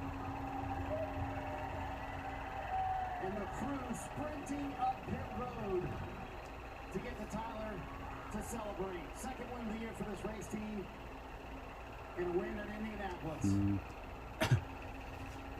Mm-hmm. You guys are out of breath. That's about a half mile run. No Hendrick cars in the top 10. When you saw the one, he went through the access road. Were you as shocked as everyone else to see him all of a sudden passing you for the lead? I was like, uh-oh. But, I mean, that was a scenario that had been talked about, you know, if he followed up, what do you do when, you know, you take the access road, and I couldn't believe he got ahead of me. I was kind of waiting to see if he was going to have a penalty, because I didn't want to, you know, move him out of the way and make They're going 4 wide. what it was. So, yeah, I was really surprised by that, but, hey, we made it work. Hats off to Ross for trying to do that. Thanks, Stinger, for ruining Blaney's day. Well, it's going to be interesting points-wise. Chastain's going to get penalized. Like the 3 closest drivers in points, if I remember correctly, were Truex, Blaney, and Chastain. Chastain's going to get penalized for going to the grass. Blaney's finished in 27th. Elliott finished 17th. Or 16th after the penalty for Chastain. Truex finished 22nd, or maybe 23rd. I mean, this is one really special place to race, and really excited to kiss the bricks there in a little bit, and really excited that we got 3 Reddick joins the 45 people that were here, 44 others that were here today to kiss the bricks. New open wheel racing. He loves Indianapolis, and now he's a winner here. He gets to kiss the bricks. RCR's first victory. As well, I am sure. And all the places you can race here, you were looking for a spot there at the end. What were you thinking? What do you mean, where? Taking the access road there and getting off course there. Just trying not to be in the corners there in turn 1. I thought we were 4 wide, and couldn't go any farther right, and decided to take the NASCAR access lane out there. That's something you and the team had talked about earlier. It was like, that's a great option. Actually, wait, I'm wrong. No, I said that. No, RCR's last multi-win season was 2017. I forgot that Austin Dillon won the Coca-Cola 600. you know where they're at, right? And 12, you have to go around the loop there, and there is around the pole. So, And yeah, Dillon. Yeah. not get hit, and right back on where it hurts. Strong hands. Not the way that Ross wanted it to. Natural reaction there, guys. Just getting out of the way. When we saw that replay, the one slowed down before he came back out onto the track. He was on the access road. He slows down before he comes back out. It's still too much of an advantage. He's breaking. All right, then he finally says, you know what? I'm not going to go in there with these guys. Who else fleed that way? Austin Dillon, it looks like. All this action right here is not going to be a part of it. And I think he slowed down here because he had to make the corner. I don't think he was slowing down to try to Jesus. He just had to make the corner. Alright, anyway, that's going to do it for today. Chaotic race. Holy crap. Can't wait to see how the points all, weed out. I should also mention, people have wanted me to do every NASCAR Busch win in 1982. I realize right now there's just not enough pictures of all the old cars that I would put in. So I'm just going to do 1984 next week. I'm working on another video based on the NASCAR Hall of Fame's greatest finishes. But thank you all also working on Iceberg video, the NASCAR Iceberg Part 3. I'm having a lot of trouble mustering up willpower because I'm split between that and playing video games. Thank you all so much for coming out. I hope you enjoyed the stream. Next week is Michigan. We also get F1 break for 3 weeks, so also so nice. Anyway, and whenever Nashville is a street circuit coming up as well. Thank you all so much for watching. This is BowserJrXD signing off. Have a good one.